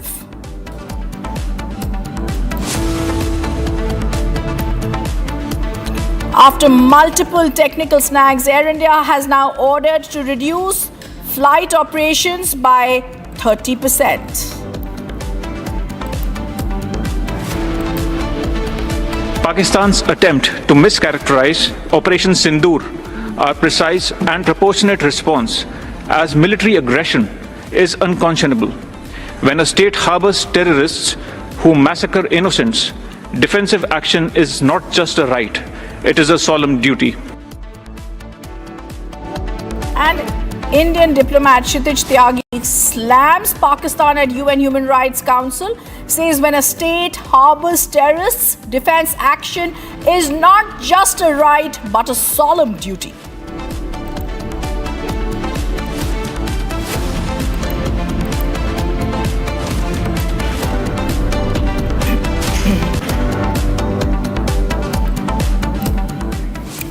Good evening, welcome to Republic. Our top focus is going to be on the West Asian escalating conflict. Iran's supreme Supreme Leader Imam Khamenei has now threatened the United States. Washington must know that we will not surrender and that any American attack will have dire and irreparable consequences. Iran Supreme Leader Ayatollah Khamenei also says any US military intervention will undoubtedly cost the Americans irreversible harm. These are words from Iran's Supreme Leader. We're also going to be joined on our show by guests who will be joining us. I have Nikita Mentkovich, Director of the Eurasia Analytical Club, joining us in Russia, joining us from Moscow. We're also going to be joined by former Israeli government spokesperson. I'm going to first go across to Nikita to understand what this really means and the challenges that Khamenei is also going to be making. It's very clear, Nikita, that these are words that are coming out from the Iran Supreme Leader, but he's also going to be having to face the fact that there is an absence of experienced military leadership, increasingly because of the attacks that has been felt in Iran. Several of the top commanders have been confirmed dead. And himself, Ayatollah Khamenei, now known for his stubborn approach, ruled Iran for 36 years, going to be seen as on the back foot with less experienced leaders with him. Let's start with one fact. We shouldn't speak about leaders or regime. Iran is under aggression, committed by Israel, supported by United States. They kill civilians, they attack nuclear objects, factories, they kill a lot of people in Iran. It's unprovoked and unreasonable aggression against the independent country. Of course, Iran is trying to fight back against Israel aggression and mentioned that if United States will openly join this terrorist attack against independent country, Iran is going to answer. Now it's up to United States. Are they ready to support one more aggression against country which doesn't want to be a colony of United States? Or they will leave this conflict? In fact, we see in your air a lot of information from the position of Israel. But we should remember, this is a country aggressor. It started the war. Israel is the country which is actually running illegal nuclear program. But it's okay for United States. Okay, I also want to know across to the other guests, Mr. Mentkovich, who's joining us now. Eylon Levy, former Israeli government spokesperson, now with us. Eylon, how are we supposed to look at it? We're also now being told that Iran is giving out a warning to America. Increasingly, it seems President Trump's social media words are clear that there could be some sort of an involvement of America in this escalation in Western Asia. How are you looking at it? Indeed, the Iranian regime is directly threatening the United States in order to protect its illegal nuclear weapons program. In the last few days, we've seen Israel embarking on a campaign of self-defense against the Iranian regime that repeatedly calls for Israel's destruction and was on the cusp of building nuclear weapons. And in the last few days, we've seen astonishing successes by Israel to cut down Iran's ballistic missiles, to cut down its nuclear weapons capability. And now the United States is considering getting involved, and the Iranian regime is directly threatening it. Obviously, if the Iranian regime chooses to attack the United States, that would be a very big mistake. Go ahead, Mr. Levy. Well, it would be a terrible mistake for the Iranian regime to attack the United States, because the United States would be able to deliver the death blow to the Iranian nuclear weapons program and to the regime itself. The regime is getting desperate. This is not the war it was expecting to fight. The regime surrounded Israel with a network of proxy armies, Hamas, Hezbollah, the Houthis, in order to destabilize the Middle East and advance their vision of destroying the state of Israel. That war of aggression that the Iranian regime has been waging through its proxies has backfired terribly, and Israel is now taking action to protect the world from the possibility of an Iranian nuclear bomb, which would destabilize not only West Asia, but the whole world. Okay, now I also want to ask you, Mr. Levy, you mentioned about how the pounding has also been given to Iran. In fact, we've also seen the ripple effects are not only confined to Iran's borders. Khamenei's regional alliance, that is the axis of resistance that was there. Hezbollah's chief, Nasrallah, an ally of Khamenei, was last year killed in an Israeli airstrike. In December, the Syrian President Bashar al-Assad was ousted. How are you looking at this particular crisis, this escalating conflict panning out for the entire West Asian region? But what we're seeing now is the Israel-Iran phase of the October 7th war. The Iranian axis declared war on Israel on October 7th, 2023, when Hamas invaded and committed those terrible atrocities against Israeli civilians. Iran's other proxy armies joined in, Hezbollah from Lebanon, the Houthis from Yemen, and Israel has, to a large extent, defeated them. And now Israel is holding Iran directly to account for its regional aggression. The Iranian regime expected that it could use those proxy armies that had destabilized the Middle East and sown chaos in the region in order to protect its nuclear weapons program.